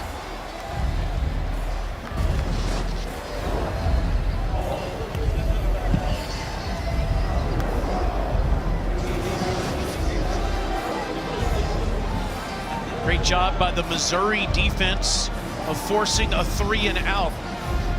Clearly, Kentucky has been the more physical team when they've been on offense. The Tigers answered the bell there, and they have another chance to tie it up. They start on that first down run, stuffed that downhill run by Kentucky, and set up a series of downs to get their offense with great field position. That was Chisholm flashing in the screen, pumping to him, throwing the deep ball into traffic and over the head of Yusuf Corker and Chance Looper, the receiver. Corker, one of those Kentucky Wildcats that's turned into a team leader. We've seen Mike Edwards and Jamin Davis blossom in the NFL. This might be the next guy. Well, you know what? Talking with some of these guys, there's scouts here at this game today. Yusuf Corker was a name that came up. In fact, they were making sure they had the right jersey number on him for this contest. Bazelak underneath, and it's open to Hay. And that little touch pass has been working quite frequently. It's a first down. Just a late leak. You know, Nico Hay is in there. He looks like he's a part of the protection. He delay releases. And as the pressure comes upfield, Bazelak just dumps it right over the head. We've seen this the past couple of possessions from Missouri. Happy to take what's underneath. We saw him take those downfield shots. They hadn't been there. But they've been making Kentucky come up and try to tackle in space. 4 catches, ties a career high. This is Elijah Young spinning, and Josh Paschal, wearing that big black arm brace, helps make the tackle as he's back on the field. DeAndre Square in there too. Pascal was out at the end of that last drive. You see a injured player. Is that Valentine? Starting corner for Kentucky. The only non-senior starter on defense, Carrington Valentine, the sophomore from Cincinnati. We'll be right back. 17, guys. Fighting Alyssa Langs are 2-0 with graduate assistant / starting quarterback Zeb Nolan winning it at the buzzer. First conference game of the season. It is loud on the field down there on a 2nd and 10 for Bazelak. It is incomplete, broken up by Square. How about those Gamecocks, Alyssa? How about the Parker put the team on my back? White making that game-winning field goal. Yeah, that was a big game for Shane Beamer and the confidence of that South Carolina team. You expect them to do what they did last week in that opening matchup, but that was a tough ECU team on the road. I like what Shane and that program's doing. I know there's a lot of happy folks in Columbia right now as I'm losing my hearing here on the sidelines in Lexington. 3rd and 10, Bazelak rolls out, stopped short, Square again.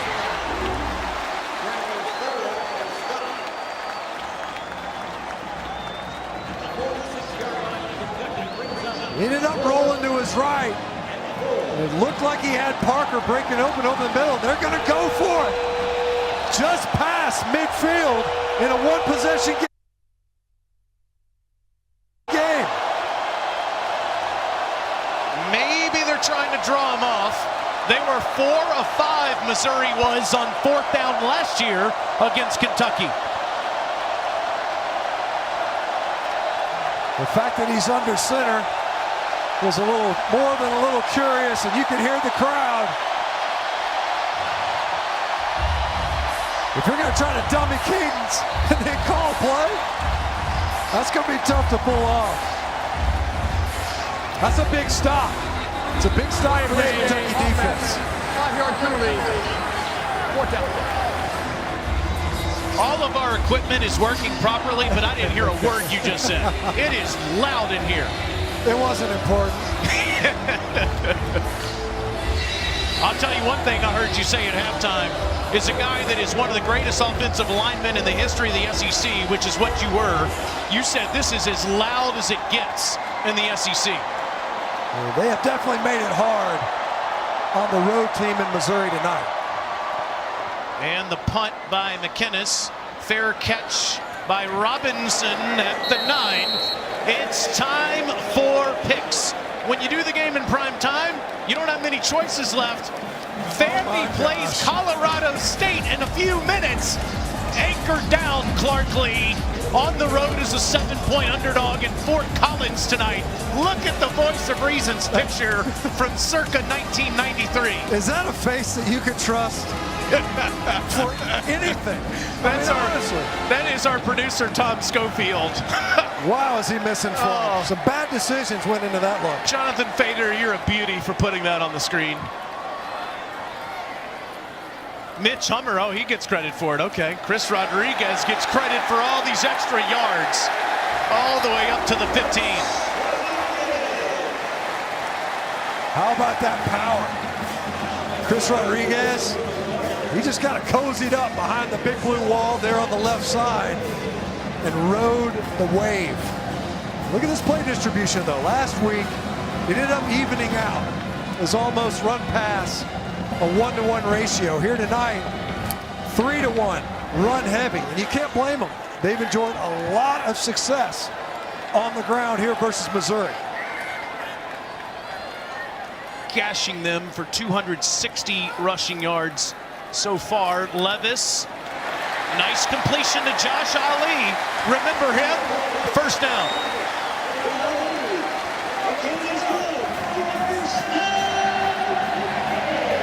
It's a heavy box look. Run formation.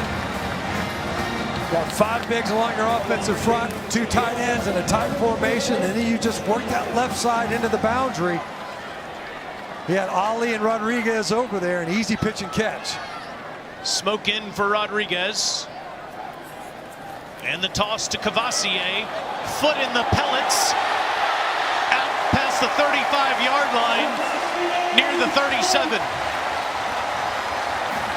Now Kentucky's blocked well in the run game tonight. But that play was Kavosiey Smokes. Because you got Chad Bailey, number 33, untouched. He just sticks his foot in the dirt, breaks an ankle, and cuts back against the grain. I get no credit for foot in the pellets. No, it's what, I love the point of distinction there. Not a foot in the dirt, but you're right. The rubber silicate. The green field turf instead of the bluegrass of Kentucky. Levis wants to throw and does. It's a strike to Robinson, but he dropped it. It's incomplete. Coming up later, it's SEC football final. Dari, Benjamin, Chris, and Gene will take you through all the stories for week 2 in the SEC and break down every game right here on the SEC Network and the ESPN app. One app, one tap. Kenneth Horsey is down for Kentucky, the junior from Sanford, Florida, the left guard. He's had a good game tonight, too. Yes, he has. You know, we've pointed him out a time or two. Hadn't had an opportunity to point him out others. So watch McGuire. Yeah. It's a shot on the QB as Levis unloaded. You get rolled up on the back of your leg. You see that big, heavy knee brace on Horsey.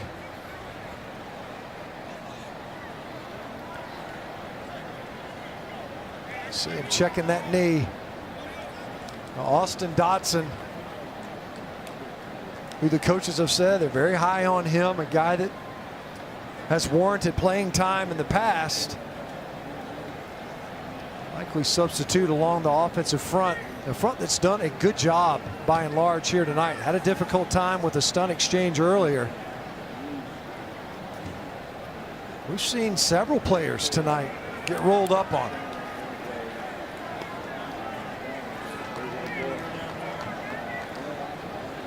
Coach Stoops out there checking on Horsey.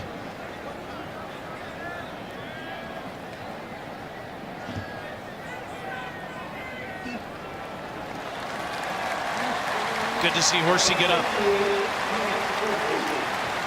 Left knee for sure. You see him all the weight on his right leg. See Quentin Wilson, who is out there on the field. We'll see if he lines up at left guard or if they make a switch.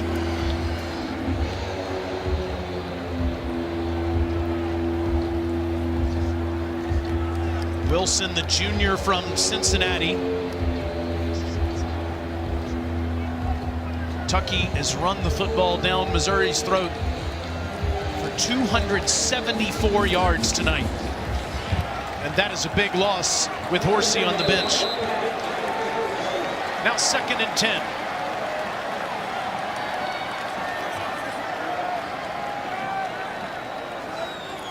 Levis with the low snap. Hands it off to Smoke. And he Rodriguez, excuse me, and he plows ahead past the 40-yard line to the 41. You got Quentin Wilson in there. What do? First play. Let's run the football right behind the left side. Nice push. Rodriguez just trying to regain some ground. Taking that shot on 2nd down, and it puts you in a 3rd and long scenario.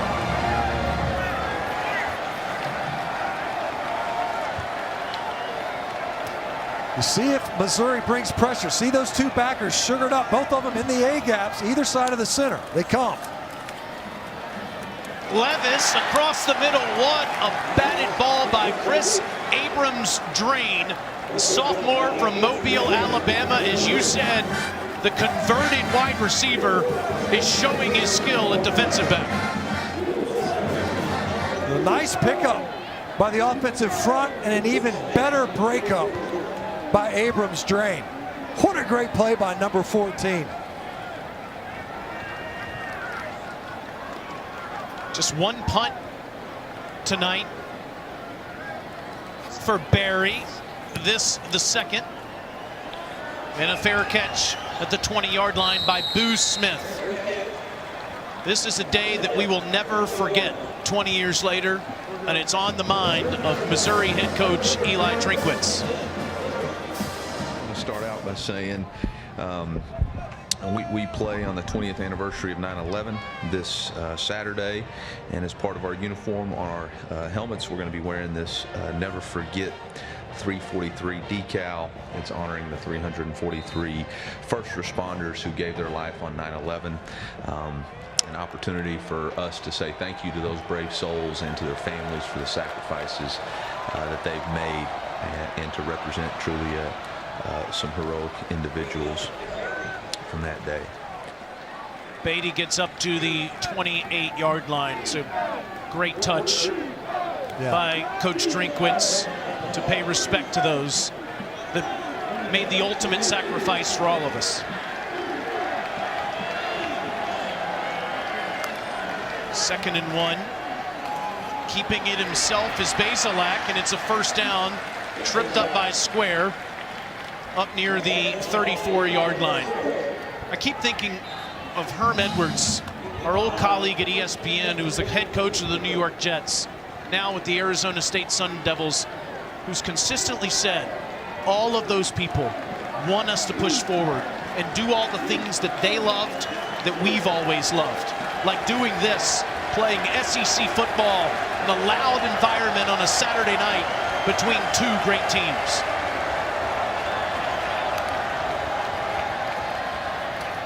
Nice ball underneath from Bazelak to Dove.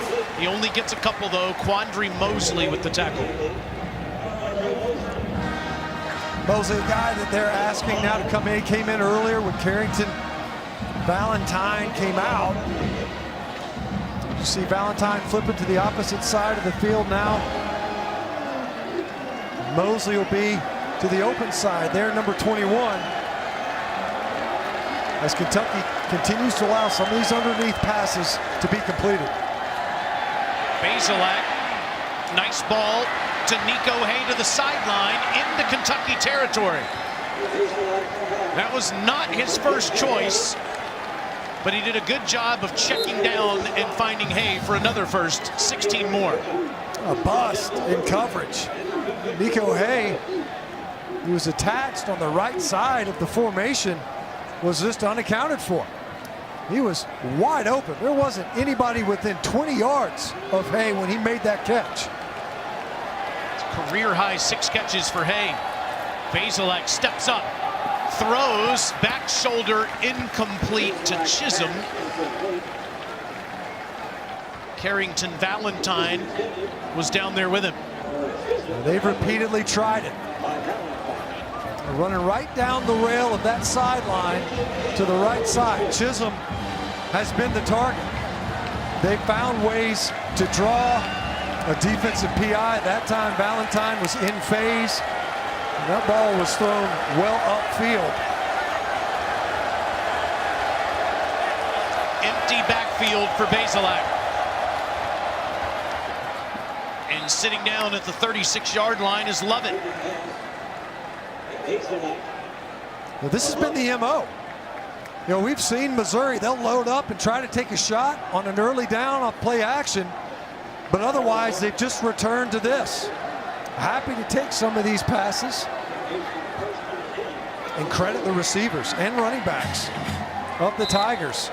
They have been largely sure-handed.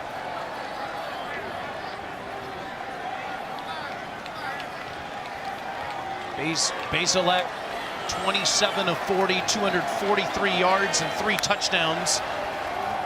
And we're not even done with 3 quarters as Beatty, on what could be the last play of the quarter, goes down inside the 33. Missouri took every punch from Kentucky for a quarter and a half, and we're almost down 3 touchdowns.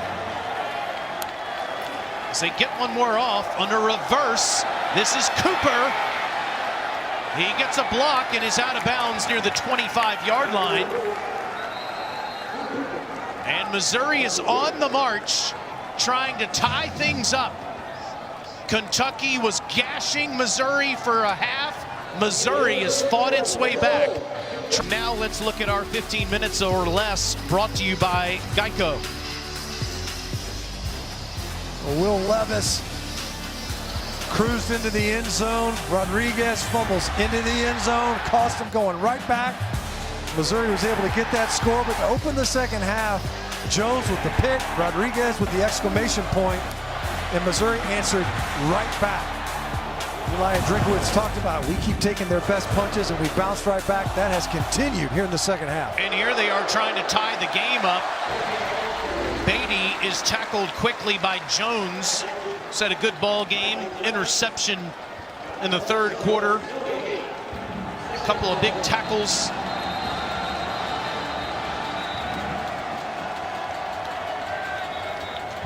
They're going to stop play, but Missouri looked like Missouri was lined up. They were ready to play. The defensive front was looking around, and we got an equipment issue, it looks like. It wasn't necessarily a tempo scenario. 0 yards gained on first down, but something that has stood out tonight. Missouri in week 1 plagued by negative yardage plays. 25 offensive snaps that went for negative yards. Tonight, the Kentucky defense, 0 tackles for loss. And we've seen some penalties for Missouri, but the Kentucky defense has not been able to get to the Missouri ball carriers, quarterbacks, receivers behind the line of scrimmage here tonight to force that offense backwards and get them off schedule. It's Wan'Dale Robinson, fifth-year senior from Lexington.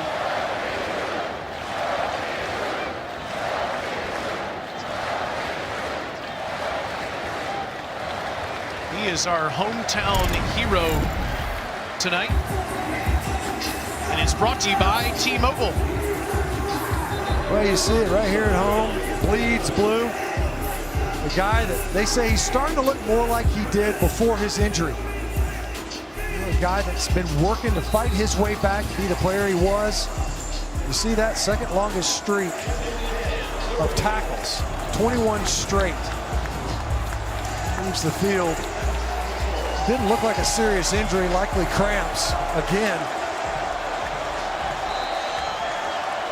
Marquez Bembry takes his spot on the field on a 2nd and 10 for Mizzou at the Kentucky 24. Bazelak in an empty backfield rolls, throws into coverage, and it's incomplete to Parker. Corker's been all over the field tonight.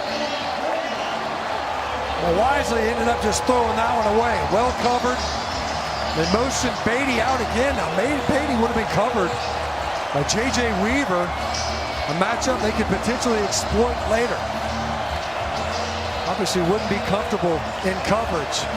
But now a 3rd and 10. You get that tackle at the line of scrimmage, first down, an incomplete pass on 2nd. Does Kentucky try to heat up this 3-down front? They've been great on 3rd down all night. And Bazelak makes it continue, first down.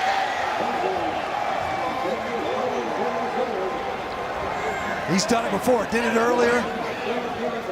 Able to scramble when he had an opportunity to tuck and run. Man, that's deflating if you're a defense. You cover well downfield. Quarterback's able to escape the pocket and get the conversion in your own red zone. We're 7 of 12 on 3rd down tonight. A toss ahead to Looper, and he's inside the 10, down near the 7. Stinch, Mizzou's offense has been on the field virtually the entire second half. This is their 28th offensive play. Kentucky's only run 12. It was kind of all of a sudden reminiscent of last year's game.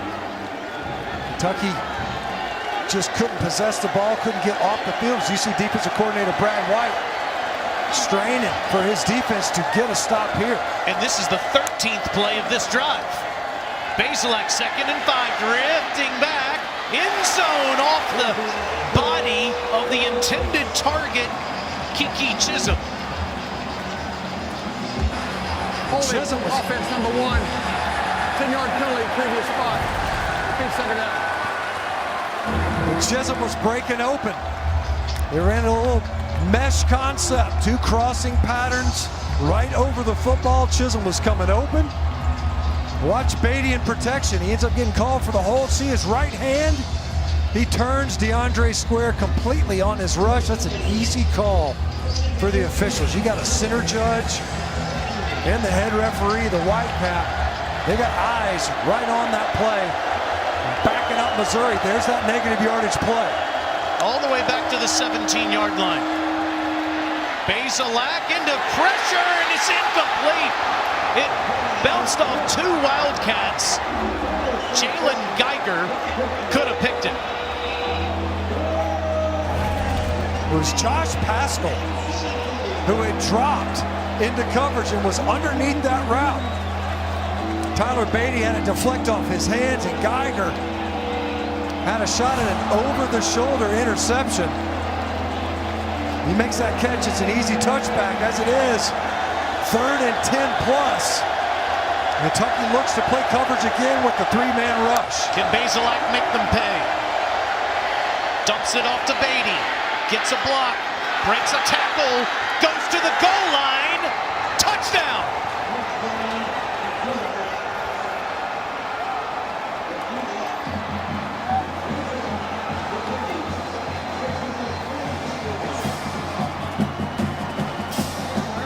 Tyler Beatty has been brilliant tonight, running and catching. Kentucky only rushed 2. They had the perfect defense called for that. K.D. McDaniel, he was just kind of spying. You had to anticipate there's a chance for a screen. He had it. Case Cook, he's fired up. Tyler Beatty, he has been huge as a receiver in this game. And Kentucky has failed repeatedly to make tackles on him as a receiver in space. They make sure he got in. He did. 14 plays, 80 yards. Beatty over 50 yards rushing, over 70 yards receiving tonight. And now Mevis to tie it up. Brand new ball game with 13-11 to go. Who needs a run game when you can just drop it off to your running back? Let it muscle his way into the end zone. A statement drive by the Missouri offense, and we're all tied up.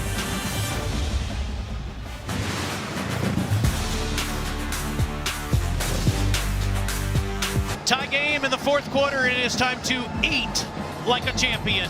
Locally owned and operated Dad's Favorites Deli is providing the food for us tonight. As you see, since 2008, it has been one of the best places that Big Blue Nation goes to feed their hunger, as Kentucky will get it at the 25-yard line. I've got a Chipotle cheddar sandwich that I'm going to eat right here. You've got a pot roast sandwich, Stitch. That's right, buddy. And Alyssa, you have some beer cheese and what? Yeah, I have the Rushmore, which is the ultimate sandwich, I was told, because you guys are cowards, clearly. Mine comes with beer cheese to dip it in, roast beef, some fried onions, some bacon, some cheese.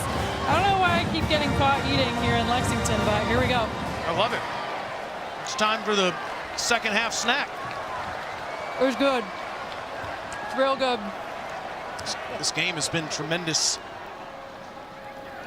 As Levis throws to the sideline, perfect ball over to the 35-yard line to Wan'Dale Robinson to move the chains. I'd like to say this about Dad's Favorite Deli. They fed 180 National Guard members at the Armory for their 9/11 memorial gathering today. They are great members of this community. Veteran-owned and operated. Not only members of this community, but contributors back to armed service men and women. So Levis trying to get this offense going and give it to Chris Rodriguez. Wide open space in front of him. Into Mizzou territory, tripped up by Williams at the 36. You said it. What a massive hole in the middle of the offensive front. Great job just escorting the defensive lineman aside. And Chris Rodriguez just hit it straight downhill. A touchdown saving tackle. but an explosive run on the ground for the Kentucky Wildcat offense. 28 yards for Rodriguez, a new career high, 176 tonight. Now play action, Levis off the back foot, and it's too far in front of Robinson, who gets smashed by Williams, and here comes the flag.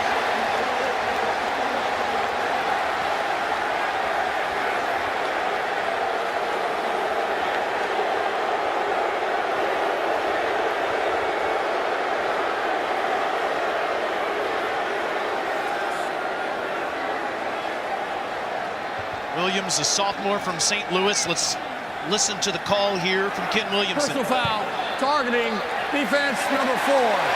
The previous play is under review. They will review that, and we will take a look as we go to the break and tell you what they come up with. 12:06 remaining. The call on the field was targeting, and this procedure couldn't have gone any better. So watch Williams. He's playing the ball.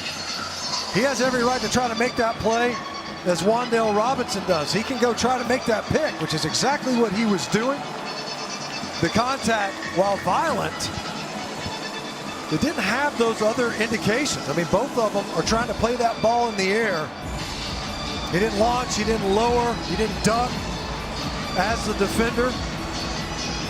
And they did a great job. You throw the flag, let's take a look up into the booth. The booth took a look at it very quickly and said, there is no targeting on the play, let's play ball. Couldn't have said it better. Very quickly made the right call. And meanwhile, Will Levis is only 8 of 16 tonight for 118 yards, a touchdown, and an interception. Pedestrian numbers after the best start in school history, trying to get it going, and he finds his big tight end, Justin Rigg, in wide open space, first and goal.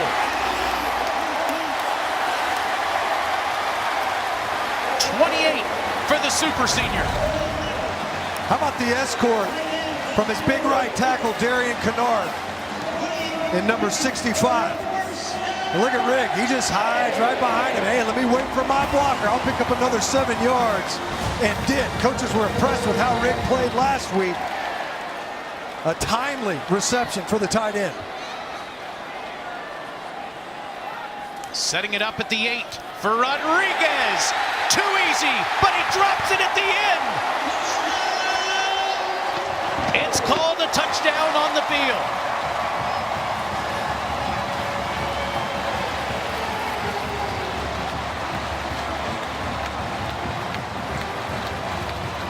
Called a touchdown on the field. Had he crossed the goal line, It was a touchdown. before the ball comes out.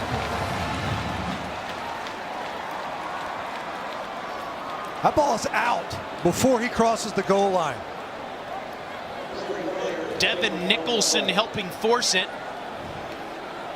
Now the question is who recovered it? Sean Robinson's an injured Missouri Tiger defender on the field. But Devin Nicholson rakes this ball out. I still don't see how that ball came out, but it was out. And Eli Cox jumped on it. The sophomore from Nicholasville, Kentucky, should get credit for that touchdown. Wow. What a hustle play by the right guard of Kentucky. And now Matt Ruffalo to give the Cats a 7-point lead again.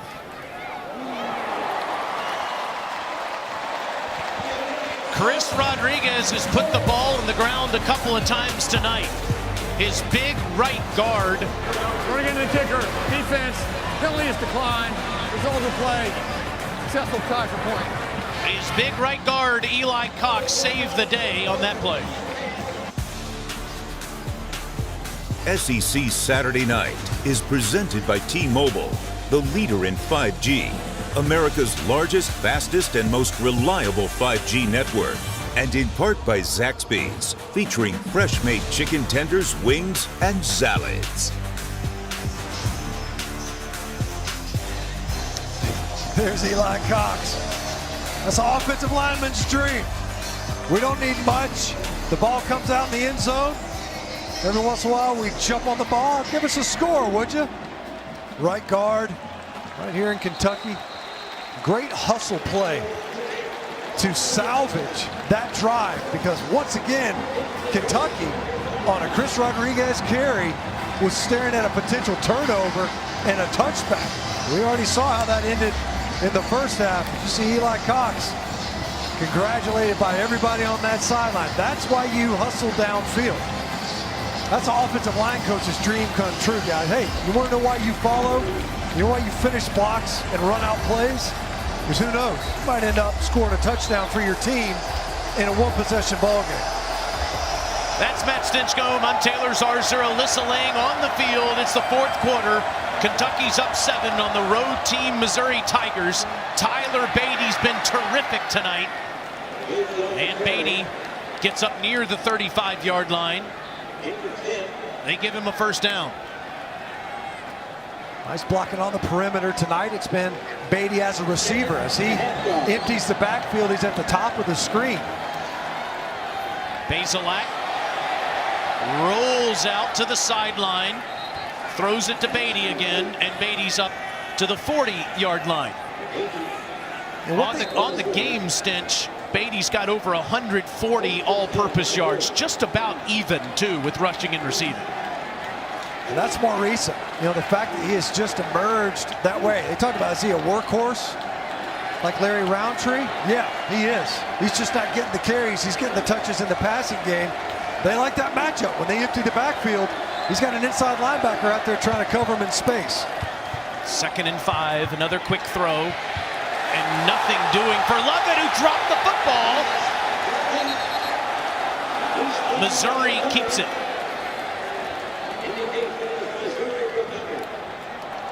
There's J.J. Weaver out there.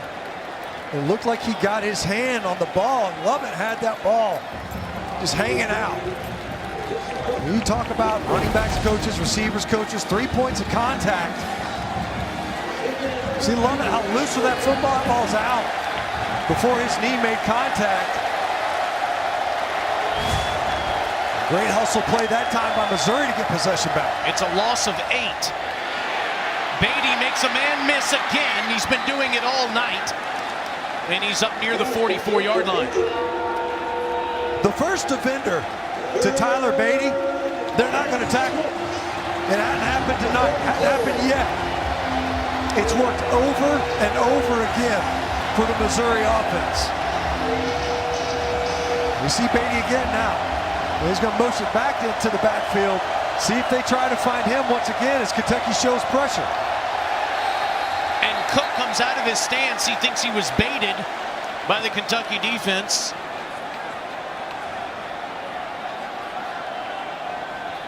I don't know how you call the defense on that. It's a poorly timed blitz.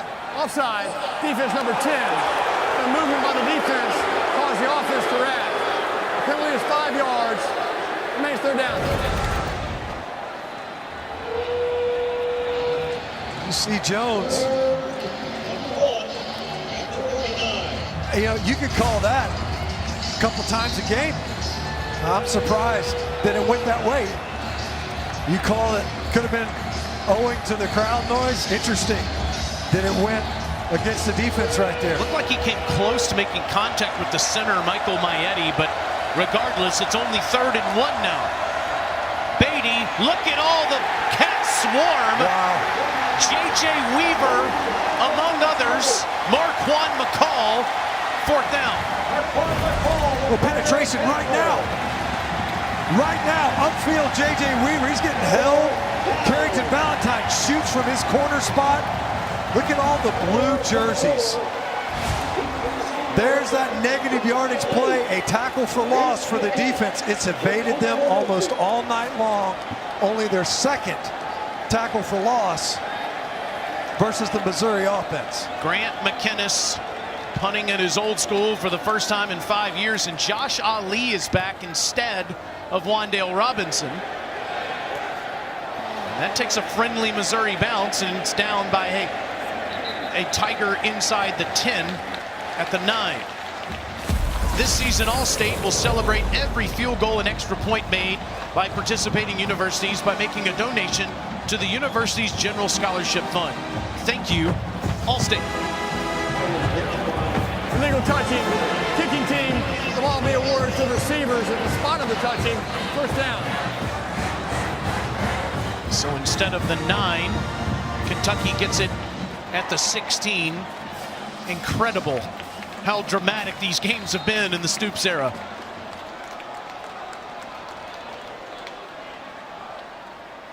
Levis hands to Rodriguez. As long as he can hold on to it, he plows forward every time. Devin Nicholson on the tackle after 12 more. It's the Rodriguez, Eli Cox show. They're ham and egging this thing now. Rodriguez fumbles it. His right guard will recover it. This time his right guard escorts it right into the line. And it's a great job. It was actually Darian Kennard pulling from his right tackle spot, showing some athleticism, pulling all the way from the edge to be the lead blocker. Chris is just 4 yards shy of 200. And again, those runs are the best examples of why Rodriguez is so important to Kentucky's offense. Nothing's doing, and he still found a way to get 2 out of it. He's got great leg drive. There's no doubt. Looked like he was going to be stacked up. He just kept pushing, kind of oozed forward. Those are the type yards defensively you're sitting there and you're going, you can't afford to give up it. You can't give up that ooze. You end up being 1st and 10. You force a 2nd and 10. Instead, you're staring at a 2nd and 8 because of those yards that just leaked out.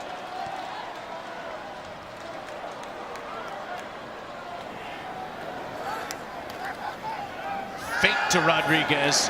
Levis doesn't like what he sees down the field and gets sacked. Devin Nicholson, part of the crew that gets Levis to the ground. You got to unload that football. Throw it away. It's a 2-receiver route. It's there or is it or it isn't. You got 8 guys in there protecting. Missouri with 1 unaccounted for. Nicholson gets there. Don't take the negative yardage play. Unload the football.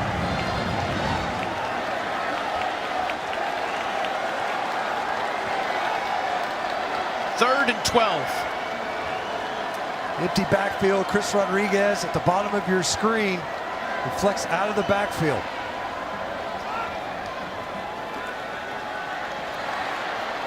Levis has Robinson, and he got him again.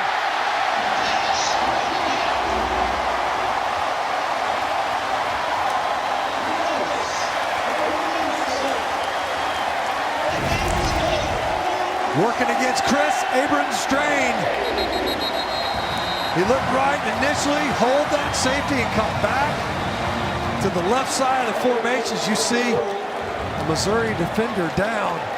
Robinson almost didn't come up with that catch. Looked like that ball was going to sneak out of his left arm. Look at Levis. Nice touch on that ball. Robinson had to slow down a little bit, but a big throw downfield. Ennis Rakestraw down on the field for Mizzou. Well, if you watched Out of Pocket this past week on the SEC Network, you saw a piece by Andrea Carter with Chris Rodriguez and Kavosiey Smoke. If you didn't watch it, good news. We're back every Wednesday, 7 o'clock Eastern time on the SEC Network. An hour of who knows what across the SEC, including my dog who makes picks. And based on this game, he might be 8-0 at the end of the night, guys. Marvel is a magician. Chris Rodriguez on cue from you talking about him. Gets down to the 35. What are you feeding Marvel to make him so perfect? Only the best puppy chow that money can buy. He's very smart, apparently smarter than me, because he's beating me in picks. He picked 4 games last week, 4 games this week, and a lot of people are paying attention with certain interests on the line of what my dog's doing week to week. Speaking of dogs, our producer Tom Schofield's dog's name is Blaze. Can Blaze Aldridge and the Tigers get off the field here on defense on 2nd and 4? Aldridge and company come in there. It's 3rd down. Blaze Aldridge was the first defender there. It's a great name for a dog. Or a linebacker that transfers from Rice and becomes a guy that Missouri quickly counts on at 3.5 sacks last week. That's his 11th tackle tonight. He really has. He's been active. There's no doubt. When you look at Rodriguez, he still fell forward, but Aldridge there enough to slow him down.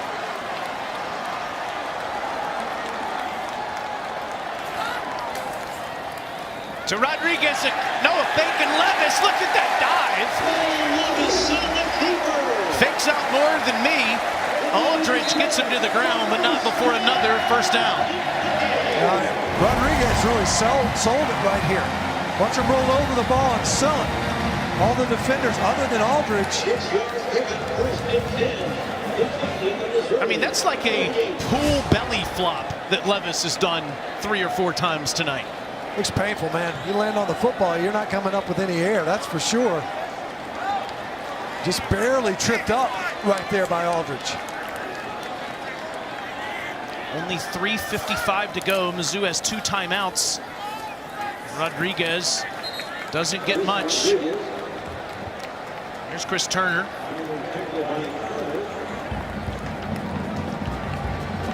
Mizzou down 7. If they give up any points, it's going to be tough to come back. With such little time left as Rodriguez goes out and Smoke comes in, and Liam Cohen, the offensive coordinator for Kentucky, works that clock. That's the idea. Is you see Levis checking his play late. You want to bleed that play clock all the way down. He's got 10 seconds on the shot clock now. End around to Robinson. This worked earlier. And he slides down at the 21-yard line. Did he stay in bounds? Yes, he did. A smart play. That's good awareness. If you're going to call a perimeter run, you got to trust the ball carrier to be smart at the boundary. Yeah, you want to get yards. It's about clock. See that just kind of little toss. Robinson, that's smart.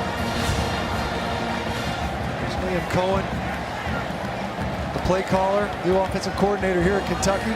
Said Robinson is the perfect kid to coach. Never makes the same mistake twice. Now on 3rd and 4, Levis looks around, takes off, and gets hit and loses his body at the 19-yard line, maybe just barely shy. Martez Manuel and Devin Nicholson are the 2 that made the tackle. We might take another look at that spot. Timeout, Missouri. First timeout this half. Okay. This will be a 30-second timeout. Please reset the game clock at 2 minutes, 15 seconds. 2:15. Thank you. Stitch, they mark it 4th and a full yard. Seems about right. As he has to get to the 18, they mark him down at the 19. Yeah. So since that's the case, if you're Kentucky here, do you take the 3 points with a chip shot field goal for Ruffalo to make it a 2-possession game, or do you roll the dice? I think you give Ruffalo. Get him out there, make it a 2-possession game right here. We've seen it. Missouri's moved the football. How did they move it, though? Were they getting it in chunks? They weren't. They're giving up the underneath pass. A lot of it's been broken tackles after the catch. You see that's exactly what Mark Stoops is doing. He's made 7 in a row, Ruffalo has. This will be a 37-yard attempt. Chance Poor, the holder, gets a good one down, and it's blocked! Off the carom, it's picked up at midfield by Chris Abrams-Drain. Blaze Aldridge got a hand on it.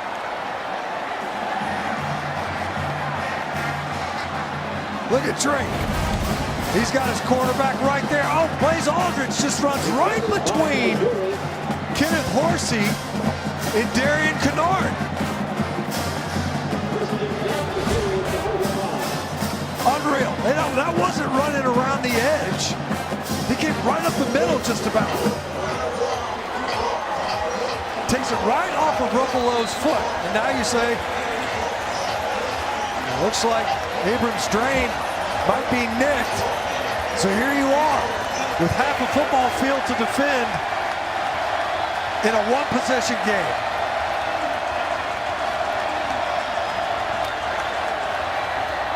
Fake to Beatty. Bazelak drifts back, throws the deep ball down the field. There was some hand checking there between Valentine and Cooper. It's incomplete. Yeah, Valentine was step for step. You get the quick change, you go for the dagger right out of the gate. Missouri stuck with it. They haven't hit many, but they have drawn a couple of PIs.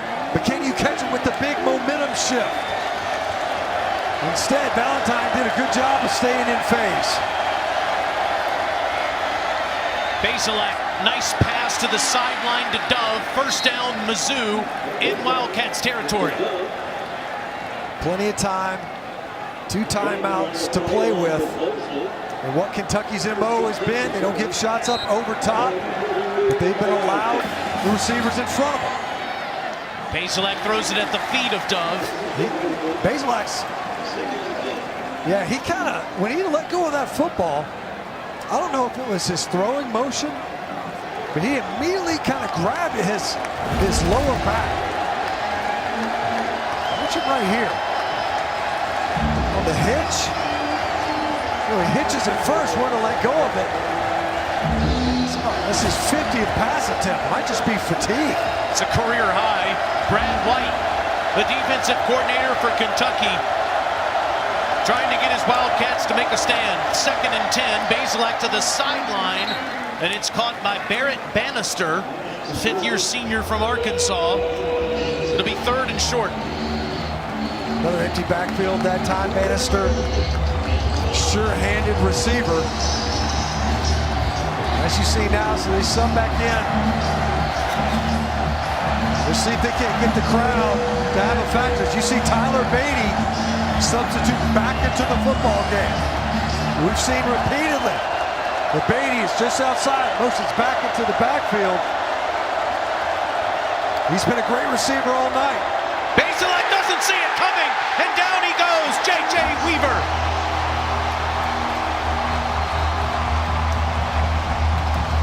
They motion Beatty all the way across the formation. And they brought a double-barrel blitz off the right side. This will be a 30-second timeout. Please put 1:38 on the game clock. 1:38. You've only got one blocker over there in right tackle. Correction, 1:36. Hiram White. 1:36.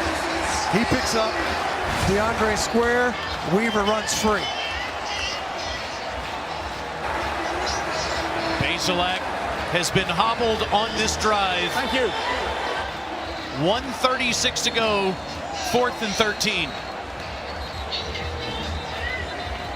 You see Brady Cook.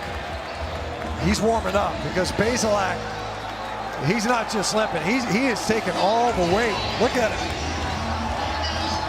And the challenge you have here is moving the pocket, not an option.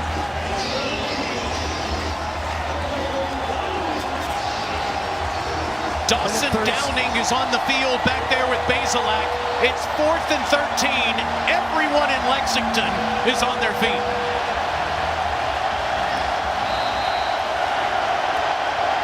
Kentucky with 3-down look. They're going to play coverage and only bring 3.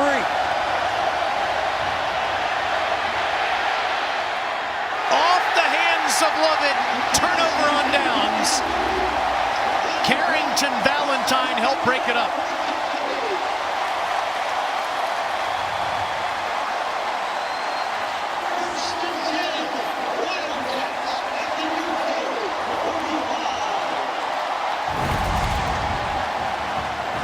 Bazelak out there playing on one leg. That's a gutty down by him. Ends up getting flushed versus a 3-man rush. They still move him up his spot. Just didn't get enough on that one. Valentine underneath the throw. The Tigers give it back to Kentucky on downs. Just one timeout remaining for Missouri, so that means Kentucky can just simply kneel on it Kentucky's going to improve to 6-0 in the series in games decided by 8 points or less. Missouri, third and final timeout of the half. And as you see, that is their final timeout. 1-8 under the clock. 1-8. It's the final timeout for Missouri, so no timeouts left as we send it down to Alyssa. Yeah, guys, we talked about this earlier in the game. One of the initiatives that ESPN and the SEC Network pushed throughout the season is extra yard for teachers. And Taylor, you mentioned it, how important teachers and educators are to our society. And I know that pretty firsthand. My mother was a teacher. My little brother is now entering into the world of education. Shout out to him. He just got his first full-time teaching job leading into this school year. He's a history teacher. And while it gets a little annoying that he's much smarter than me, he's doing a great job in the classroom. So shout out to all our teachers out there. That's awesome. Is he teaching Marvel how to make all these picks? What kind of class is he teaching? Missouri cannot stop the clock with 88 ticks left.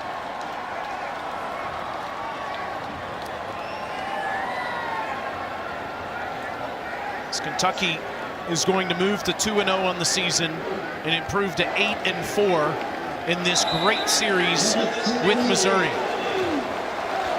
Mark Stoops, trying to get his players off the field, is going to tie Fran Kersey for the most conference wins by a Kentucky Wildcats coach. You see, called his quarterback over. The end-of-game sequence.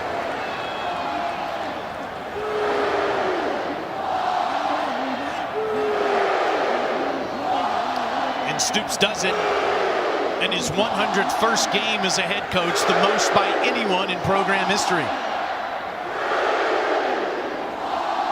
It wasn't always pretty for Levis tonight, as he wanted to run around wisely to make sure he could get the game clock below the play clock. Smart move by the quarterback. He almost didn't field that snap cleanly. Drinkwitz is saying he can't do that and wants the official to come over to the sideline.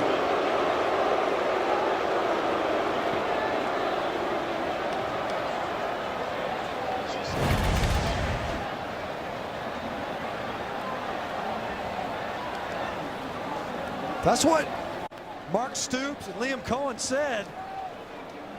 He came over and said, look, we're going to need you to burn a little bit more clock. There was a discrepancy there with the game clock. I think what Coach Drinkwitz is saying is you can't simulate like you're going to kneel and then run around. But that's not what he did. He actually almost fumbled the ball. Then a Missouri player went down. I'm sure many will wonder why he went down. But it did give Drinkwitz. Because the injury occurred inside of a minute and was the only reason the clock was stopped. There'll be a 10-second subtraction from the game clock. Clock operator, please put 16 seconds on the game clock. By rule, the clock will start on the ready for play signal. And the game is going to end with Coach Drinkwitz upset with that last kneel down. I know it's no consolation to come close. Boy, did Missouri fight Kentucky tooth and nail tonight. Maybe outmanned, certainly Kentucky was more physical at the line of scrimmage, but Missouri gave the Wildcats a 60-minute fight in Lexington tonight. There's no doubt. I mean, the fight in this Missouri Tigers team, you have to be thrilled with that. They are outmatched. You know, you look along the line of scrimmage, Kentucky largely dominated this game. If you don't have those turnovers, especially going in, it's a different dynamic in this entire game. As you see the conversation continuing. He does not like it. Kentucky will play Chattanooga at noon next week on SEC Network Plus. Then at South Carolina the following week. As we take a look at what happened here one more time. Saying you can't simulate a kneel down and then run around for 5 additional seconds. And had he not done that, Kentucky would have had to most likely punt with a few seconds remaining, but instead the game ends with a 35-28 win. Mizzou has Southeast Missouri State at noon Eastern next week. Then they're at Boston College, and again the Cats play Chattanooga here, and then they're at the South Carolina Gamecocks. These are two teams that are going to be a real problem in the SEC East this year. Well, you know, you look at Kentucky. If they play this game cleaner offensively from a turnover perspective, it's a totally different story. You talk about a fumble going into the end zone, literally, and then it go in the opposite direction. But Missouri offensively finding ways to get answers versus a defense that was going to force them to earn their way down the field. Mark Stoops is with Alyssa. Coach, it was a hard-fought game. What does it mean to get the win in this matchup? It's always a good matchup with them. It seems like it's always a very close game. We're evenly matched. Coach Drink does a heck of a job. You could tell it was very difficult tonight, even when there were stretches where we felt like we were in good control. It's never easy. Offensively, Chris Rodriguez with a career night. We know he had that fumble, but he made up for it with that big touchdown the second half. What can you say about his performance? Well, it was really good for him to bounce back. We knew he would. It was really important for us to start that second half when we got the interception and Chris capped it off. You know, that was a big part of it because at the end of the first half, they took away a lot of momentum. You preached energy coming into this one. Your defense looked juiced all night long. What did you think about the way they played? Well, I thought they played just okay. I give them credit. They do a heck of a job. They keep you off balance. Their quarterback's tough, you know, and so we did what we had to do to win. There's a lot of things to get cleaned up, but we pulled it out. It was a packed house tonight. It was loud. You ever have any hard time hearing down there? It was fun. It was fun to get that atmosphere back. So we greatly appreciate the support, and it's always good. Thanks, Coach. Thank you. Guys, back up to you. Well, Kentucky is 2-0 on the season as Mark Stoops has 25 conference wins, tied with Fran Kersey for the most in school history. After this 35-28 win, we send you back to the studio and Dari Noko.